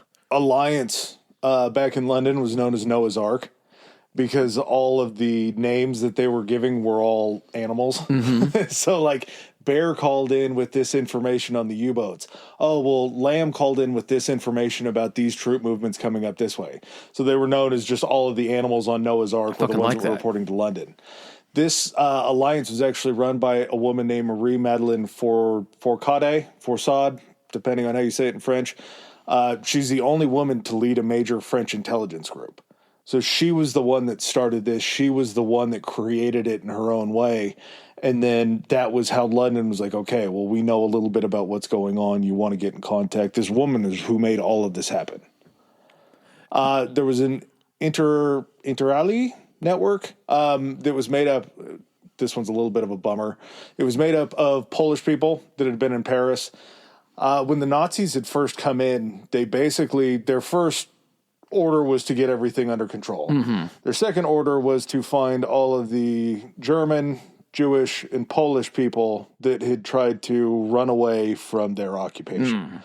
And once they caught them, they brought them all back. Notice how we do say German. There were German people that are like, we're getting the fuck out of here because we're not doing this. There were some Germans that had some souls. They were in charge of escape lines and intelligence gathering. They were actually brought down by a double agent. Mathlede Carey, I believe her name was, infiltrated the organization in late 1941. A man named Hugo Belchier was a German spy catcher in 1942. Some estimates say that there were as many as 500,000 people that were involved in these French resistance groups. This Interally kind of network was mostly going to be made up of these Poles. So it was almost like this was their own group as far as of a culture to be able to run these escape lines. They were decentralized, so this didn't come to a major downfall. But again, this whole entire network is just wiped off the map. It's tough to try to extrapolate what that would mean when an entire network would go offline. Well, and at the same time, all of this is still really fragile. Yeah. This is 1942. We're 2 years away from D-Day. We're building it up like all of a sudden they really get into their groove and then they fight. No, like there's so much inherent danger because as they start to get larger, which they have to try to put up more of a fight, there becomes more risk. You're having to bring in more members. Those people, while their intentions may be good, if they get captured, they might squeal and that information could lead to an entire cell being wiped out. It does happen several times. Yeah. You also have, the radio operators. You would think that like, oh, you're a radio operator for the resistance. That's got to be one of the safest jobs because like you're not going out of the missions and all that. It's probably the deadliest job. If you get caught with a radio, the Germans know what they have, and they will do whatever they have to get your signals out of you. There is no doubt as to what your role is if you're caught with the radio. With the way that the Gestapo and the occupiers were able to triangulate radio signals, I think they said that they had about a 20-minute window once they started transmitting before they had a rule strict 20-minute cutoff, and then you got the fuck out of Dodge, because that's when they would be able to triangulate you, because they had these trucks driving around at all times trying to figure out and catch these signals for communications between the cells or between the SOE and the resistance. Well, and that necessity is the mother of invention. That's where they start coming up with these wireless packs. And they can start taking them out into the countryside. So when they would be concerned about radio transmissions coming from inside of a city, the Germans would just cut all the power into the city to try to cut the radio signal. These packs allowed them to be able to go out into the countryside. We talked about that on the SOE episode, I think. I believe so. Yeah. We talked about it during SOE, and then we also talked about it during the Pacific campaign, because I was shocked that they had those portable wireless that's right. radios back then, that makes too. sense. And probably wind talkers. Mm-hmm. So it's come up a couple times. As I was saying, some estimates that there were as many as 500,000 French were involved in the resistance actions to just kind of in the supporting activity. I don't really have a problem with that. I do have a problem with some of the numbers that come out later on as maybe some hangers-on after things started to go the direction of the French. There's only about 160,000 that were armed fighters. So we're talking about a pretty large number of people. 6 digits worth of fighters. You know, that's a pretty big force. And fighters is in like people participating in the resistance, not people actually going out. There did get to a point that carried a gun at least. Yeah, there did get to a point where the resistance in certain places did get large enough to be able to field a pretty sizable amount of like troops that they had been training as well. And they were able to go against certain German units in like an actual pitched fight, like an actual firefight. Before that, this is not engagement in any way, shape, or form with any type of like German units. This is maybe you're blowing up a 3-truck convoy that's carrying food supplies or something like that, or arms that you're trying to steal. You're not taking on anything huge. Guerrilla warfare. Yes. The whole entire time. Very, very much so. As it always seems to do in any of these situations where there's sort of a struggle for power and there's an ability for them to get a little bit of a hold, there's a group called the Milieu, and they were basically the underworld. This was the mafia that was smuggling things across the Pyrenees as well from Spain. The names are so close because it's the Maquis. Yeah. It's the Malice, which is the like counter Maquis that the Vichy come over with, and then the Milieu. So the Milieu were very good at smuggling goods. As Chris was talking about earlier, these black markets begin to establish because the food rations aren't enough to go around. There's the desire to feel anything French, just to slip over a little bit of cognac. For one baguette. Exactly. I give my life. Pack of French cigarettes, whatever you could do. Well, the Milieu were also very big fans of being like, hey, we do have this route out. We can probably start smuggling some Allied forces or some Jews back over the border into Spain, but it's going to cost you. And some of these factions, some of these different groups that didn't necessarily have the ability to get to these freedom lines did have a little bit of cash. And so they were able to pay the Milieu to smuggle Jews and Allied forces across the border. Unfortunately, they were pretty unreliable. And if they saw even like a little sniff that the Germans were coming to do anything, they would just leave. Or hire dollar signs, more dollar signs, because there were situations when people that were doing this that weren't part of the resistance, like you said, just kind of hired. You would have them kind of sell some of these people out and turn them over to the Germans if they would pay more. Yeah, it's just the highest bidder, I guess, is who they've always worked for. As soon as the North African front opened up, the Germans are like, fuck. If they're coming from the south, this whole Free Vichy area is pretty cool, I guess. It was a great concept. We need power, though. We need to be able to stabilize ourselves in the south just in case they're coming up. We need a large presence in the south. Yeah. They formed this French collaborationist group named the Milice that Chris was just talking about that would be just this constant chase of the Maquis. This feels like a an old black and white film of seeing a bunch of guys jump into a Model T and chase off. This is French on French violence. Yeah. Yeah. Because these milices, again, they were just collaborationists. These weren't Germans anymore. These were French people who knowingly made a vow that they were going to try to take down their own fellow countrymen. They're French Nazis. It's fucking terrible.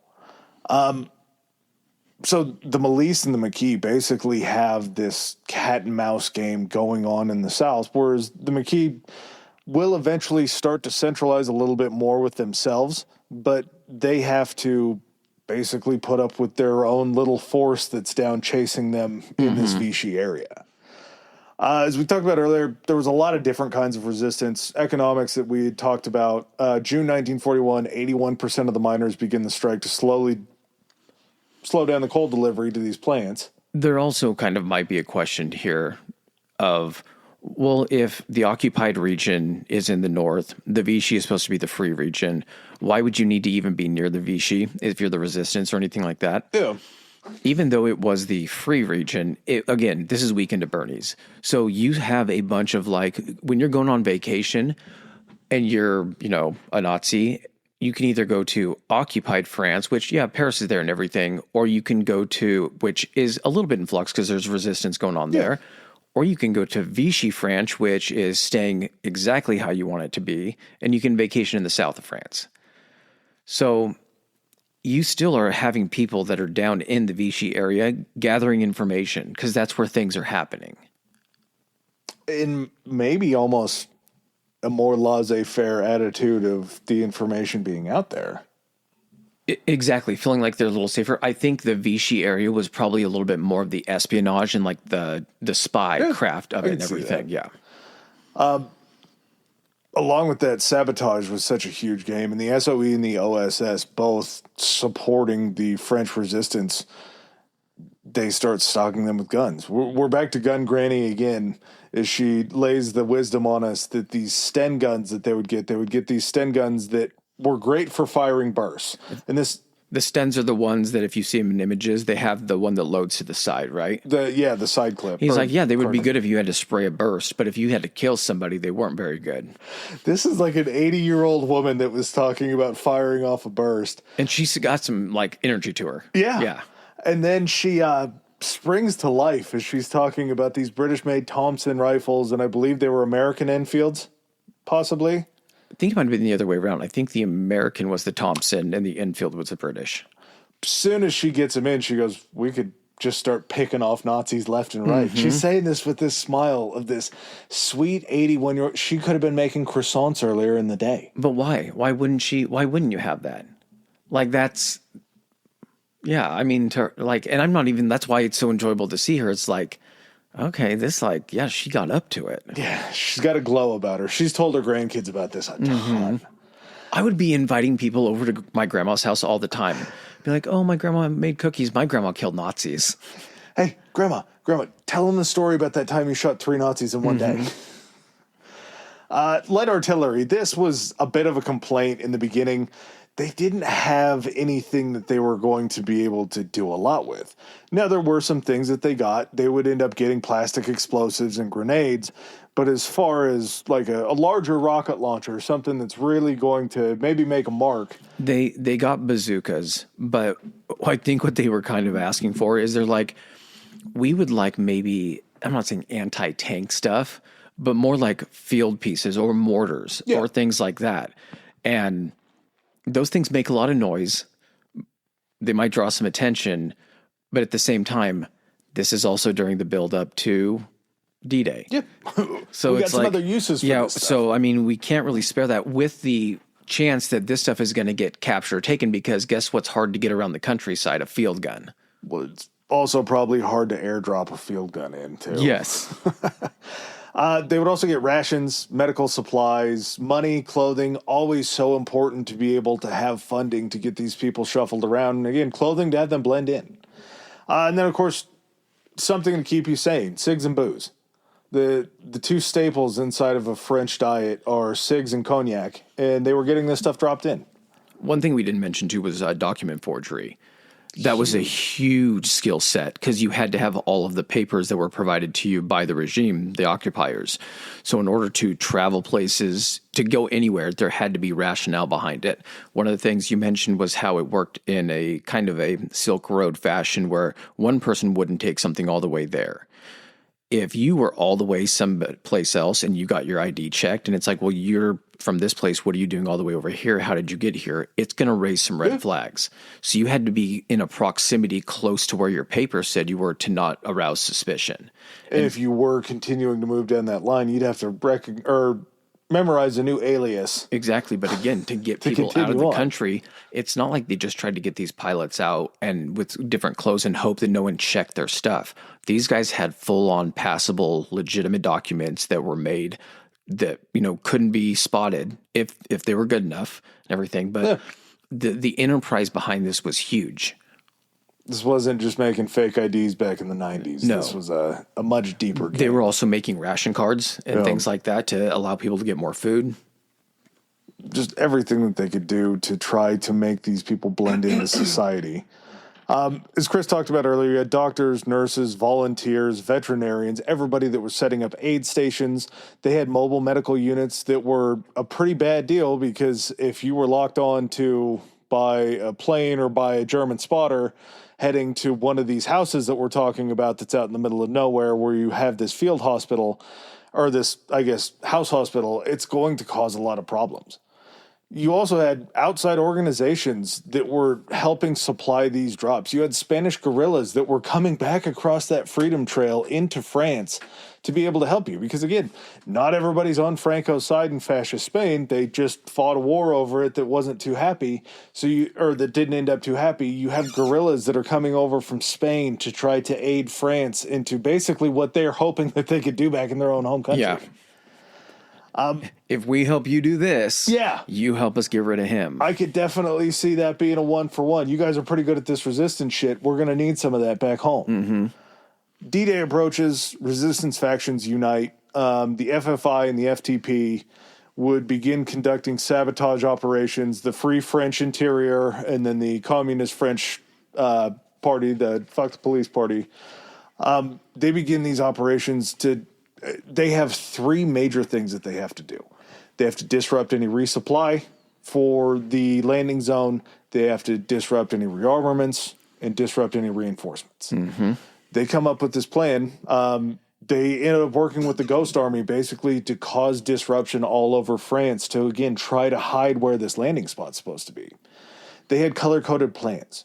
Green, always going to be the most important plan. Vert focuses on railways. Railways, by far and away, I think we can agree, number one. Yes, and because of the for us to think about a railroad and the shipping aspects of it, it's such a constant thing in our lives, seeing a train that you really don't think about kind of like how important they are. For German troops, German equipment, all of that stuff, with the German army, the whole Blitzkrieg thing that used all the mechanized stuff, they had a lot of that, but in the grand scheme of like a percentage of a mechanized army, it was still very small. So to have trucks that could carry a vast amount of troops or that could carry tanks or anything like that wasn't really feasible. They didn't have that kind of stuff. Everything was sent by train. So if you were sending in a large thousands of troops for reinforcements, they have to come by rail. Tanks have to cross bridges if they're going to go ahead and get in there to help them out. So like you said, there are these plans to basically around the area of the actual landing and all across like northern France, it is basically like cut this area off. Bridges are going to get blown. Tracks are going to get demolished. We need to, the way that D-Day was going to succeed was there had to be enough time to get enough shit onto the beach and push forward enough to build the beachhead. And every hour that you were able to do that was an hour increasing the chance of success. We needed the French resistance to jump on the Germans' backs and put their hands over their eyes just for long enough that we could sneak up on them. Give them a judo chop. Plan Blau, power installations, going to be very important to take out over there because, again, if you're not supplying power, there's going to be a lot of disruption. Can't get on the phone. Yeah. Plan Violet was for telecom, so any telecommunication lines are getting snipped. That's also radio. taking down radio antennas and stuff like that, because if they're cutting out power, that's going to also take out phone lines, but they still have battery powered radios, things like that. They wanted like as little communication as possible. We did touch on it, I think, during the D-Day episode, but this one really kind of shines to light. And I'm not saying D-Day succeeded wholly because of this. Yeah. What I'm saying is, think of how D-Day could have gone had the Germans had unfettered access to northern France without any type of like hindrance. So poorly. They still would have gotten there. And it would have, even if it would have taken us a month longer to succeed, how many more deaths is that going to lead to? Yeah, 1 million plus more deaths. Yeah. Probably pretty easily. Yeah. Rouge is going to be all the German ammo depots. You absolutely have to be able to make sure that you cut off that rearmament. Jean, don't know what in the hell color that is German command posts. If you can try to shake up German command posts away from the D-Day area, they're going to be sitting there saying, well, we can't resupply you or rearm you because we're under attack. I love that the list goes down. And it's like, so get the trains and then get the the phones. If you could kill a bunch of Nazis like commanders, I mean, yeah, add that to the list. Yep. Let's put that as a priority, like 3 or 4. Noir, black, you get fuel depots. Can't resupply that fuel. You can't move around in a big tank. And then tortoise, I don't know is what it looked like. I don't know what in the hell color that is either, is simple road traffic. Because even if you're just gumming up the works of the roads and it takes an extra half hour for these trucks to have to crawl down around to get around you. What's going to happen if power gets cut out? How do you send messages? You have to physically send things. And if they can't get on the roads or get out of a city, yeah. You got to do everything that you can. And they went down to the nth degree. I'm sure this was definitely like a list of importance. Yeah, definitely. For me, road traffic has to be up there too. Yeah, I get the one with blowing up fuel depots because it makes the biggest fucking spectacle. It's going to draw the most attention.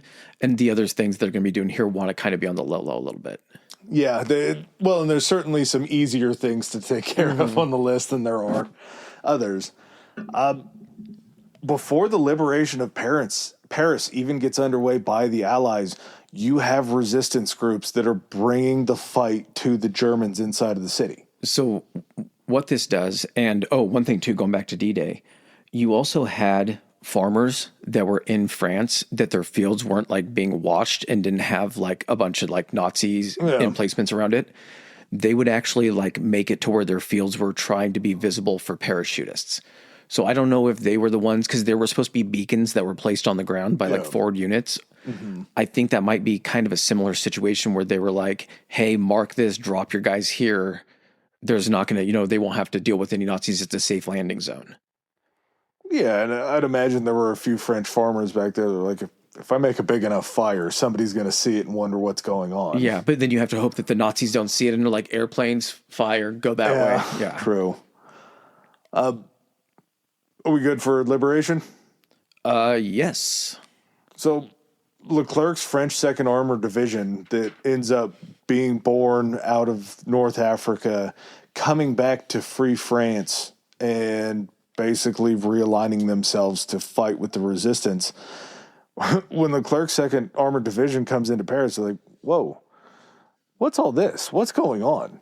And it's just French resistance members in Paris sitting there fighting against the Germans. Where did so they came up from southern France. I'm trying to think where he came in at, because when D-Day happened, basically what happens is, as much as they can in that chaotic time and then a little bit after it, the Germans are like, send everything north. Yeah. Like everything has to be sent north to try to push this thing back, which the resistance is like, oh, they're all leaving?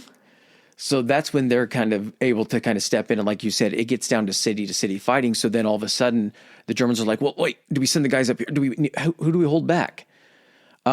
I'm trying to remember where the tank formation comes out of, like where it comes in from. I believe they come from Normandy because they were pulled out of North Africa to come in with the D-Day. Gotcha. Okay. They were sent up and around. Yeah. Gotcha. Okay. And you also have de Gaulle sitting there being like, we need French to liberate Paris. This can't be the Allies.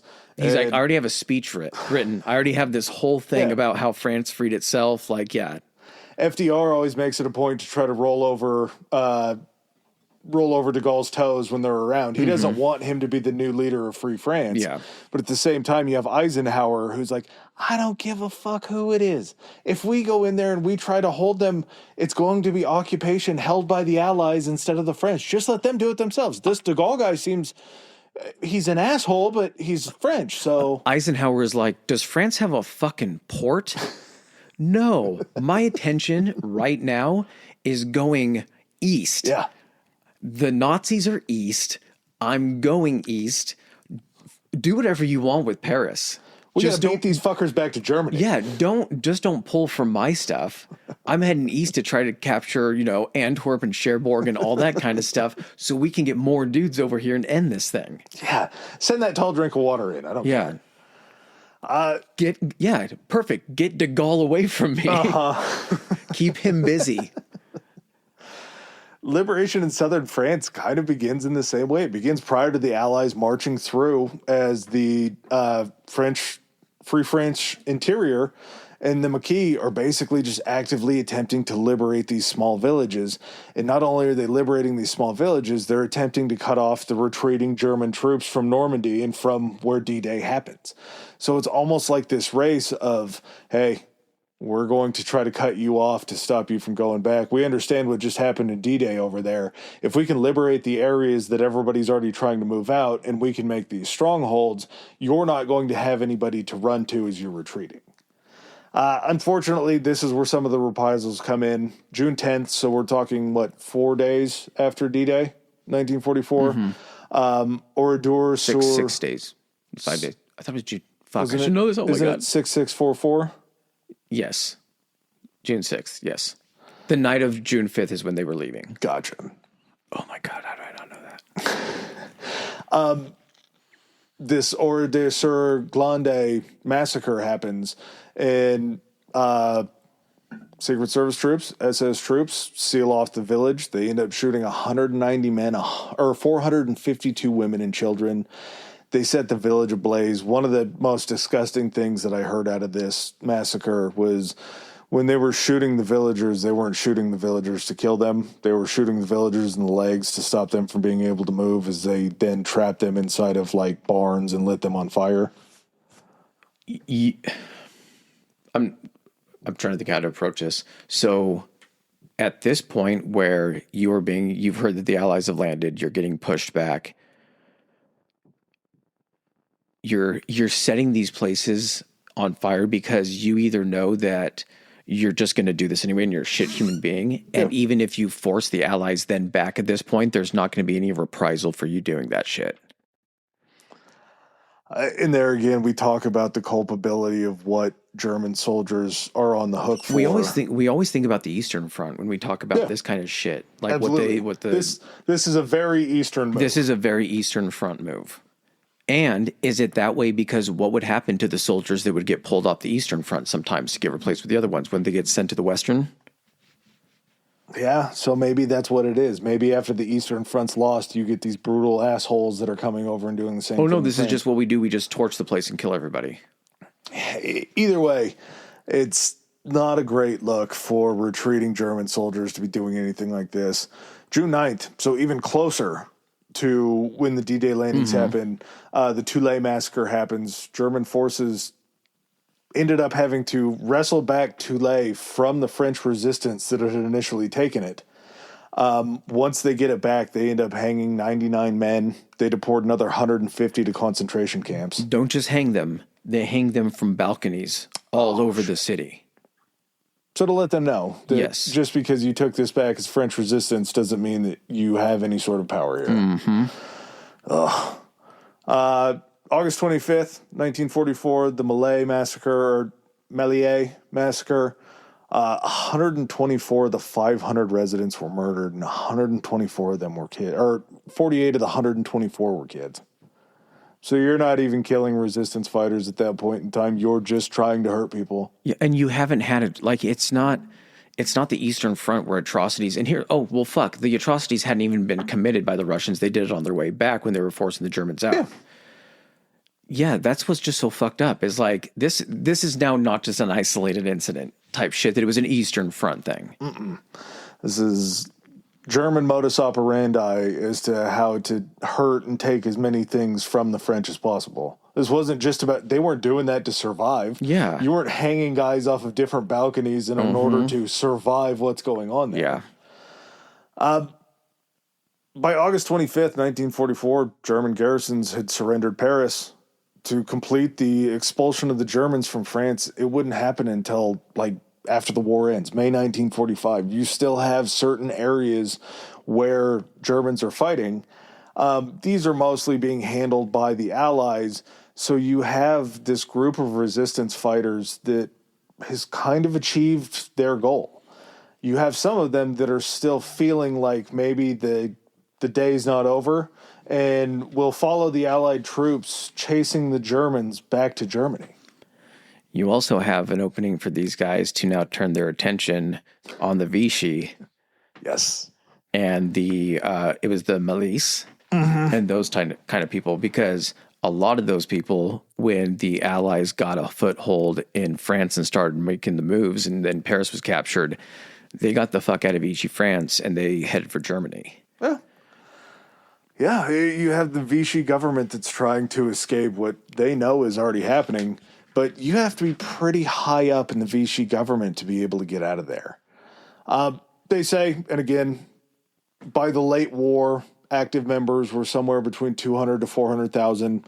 100,000 fighters are what they had around D-Day. So again, these numbers seem different, but by D-Day, once you see the Allies coming in, if you were just somebody that kind of sat on the sidelines, you're probably throwing your hat in with the resistance at this point. Well, and think of it this way, too.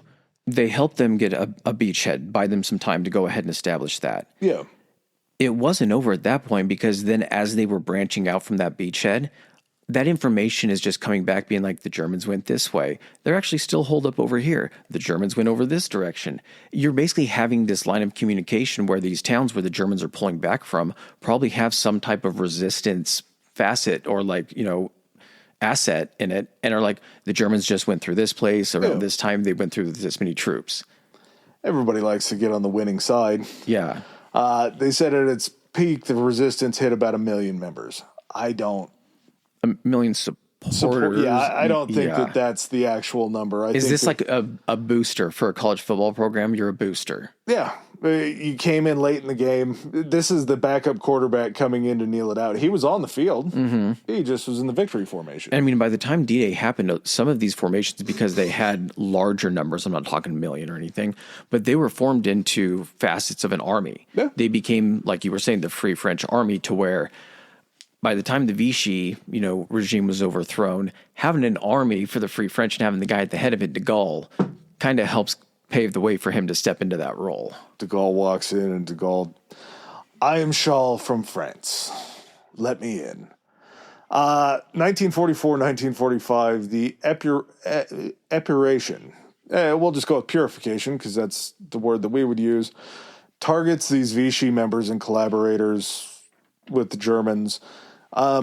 This is where the numbers get a little off because, as we talked about earlier, the mark for most women that were collaborators and that slept with the Germans and worked with the Germans, they're going to get their head shaved. There was a pretty big rush to judgment where there were a lot of kangaroo courts that would go ahead and convict these guys of being collaborators. And, of course, you're going to have more of the Vichy support side coming out with numbers saying, they killed 100,000 members that they said were collaborators or Vichy members. In truth, it was probably more like 10,000. And again, I'm not saying that 10,000 isn't a whole hell of a lot of people to kill. But if you're focused on who collaborated with the Vichy and the Germans, there's going to be more than I think you would expect. And not to say that they all should be killed. Unfortunately, maybe the biggest travesty of them coming back into power was that they let Pétain off, and he ended up dying, living out in some stretch where he was basically exiled, I think. Yeah, it was kind of like, you're too old for me, and I guess you still mean something to certain people. It would essentially be like, I still need to keep the Vichy and the people that were down here. I got to throw them a bone, so I'm not going to kill you, but you're going to disappear. Yeah, do you throw him in Nuremberg? Was he a big enough fish and collaborator? I think they had enough. Yeah, they probably did, but I wouldn't have minded Pétain going to Vichy. I'm not saying I would have minded either. I'm just saying that the focus was on, look at it this way. Did any of the Italians or any of them at Nuremberg really that you heard about? It was no. They had their own reckoning, and I'm sure it probably helped the Italian emotion. Well, probably the whole Allied emotion to know that what they did to Mussolini. Yeah, but I mean, think of that swing. So you have, again, the milice that are against the Maquis and the rest of the resistance, or the unification of those guys, and within a pretty short amount of time after the D-Day landings, and as soon as the Germans have to kind of leave and pull their support out of France, and now it's just the French people that were working with the Nazis. It's the kid's big brother standing behind him, so you're not going to pick the fight, and then the big brother leaves without the kid realizing it. Uh-oh. Yeah, exactly. And so, yeah, like I totally understand that the 10 to 15,000 people that were part of the Vichy or the milice that were killed. I mean, who do you hate more in that situation? Do you hate the occupiers, or do you hate the people that are your countrymen who chose the occupiers over you and worked to subjugate you and torture you? Yeah, those are the ones that I would be probably more angry at. Yeah. Probably the ones that committed a lot less of the atrocities, but they were the ones that stab you in the heart. Yeah. The Germans will stab you in the back or cut your head off. The milice were the ones that stab you right in your heart. I would like to, because we talk about like hunting like the Nazis, and we did an episode on that. Mm-hmm. I would like to see if there was enough of information, especially for like a bonus episode, about how the resistance hunted down these guys that had been like, because there have to be probably some pretty famous like French Nazi collaborators that were hard to track down, kind of like you would like, not Goebbels, but what was the guy that went to Argentina?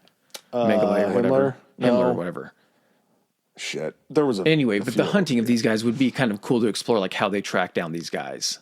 Yeah, and I'd imagine, I mean, if you put up 10 to 15,000 deaths, you probably spend a decent amount of time hunting the guys you at least wanted to put on trial. And those were just maybe the ones that counted. That's not to say maybe the foot soldiers or some of the guys like in small towns that thought they had authority. Mm-hmm. Yeah. That just, all of a sudden didn't. That just disappeared. Yeah, exactly. It's such a great story of the French resistance. And again, we got 2+ hours out of just the French resistance. This isn't to say that we aren't going to do more episodes about the resistance that happened in other countries around Europe, because those were just as strong. It's just their stories didn't play a central enough role in France being kind of smack dab in the middle of the bone zone. Well, and think of the people that were part of this, like were actively part of it. These weren't people that stayed in the military or anything like that. They were just people that after this, they got their country back. They just went back to doing their normal shit. And this part of their life was just something that, yeah, they took pride in and everything like that, but it was just something that passed in their life. There were some people that just wanted their cafes back. Yeah, exactly. And there were kids that grew up that had lost a parent, but grew up and then heard about that parent through things that got discovered about their part in the resistance, and got to like discover like my dad really did that. And you get to like kind of have some pride in that. It's tough to point out, I think, who may have a more, like country-wise, who has a more admirable story of resistance. Like I know we'll talk about plenty more, but it feels like the French have made their movements from monarchies to overthrowing that with the French Revolution. Yeah. To then, it's almost like they keep getting run over so they can have better redemption stories. Yeah. You go low enough, you can only go up, right? That's true. Yeah. They end up losing so bad in some situations that the comeback is such a phenomenal story. That you can't, like, even if you don't like them, you're just like, it's like watching someone you're really not fond of, but they get brutally beat down. Yeah. You're just like, kind of like, I don't dislike them enough to like be happy that happened. Mm-hmm. Yeah. Something about France. All right. You got anything else? No, I think we're good. French resistance is a blast. Viva La Resistance. All right. Well, thanks for joining us this week, and we'll catch you next time. Remember, patreon.com/historicallyhigh. Peace.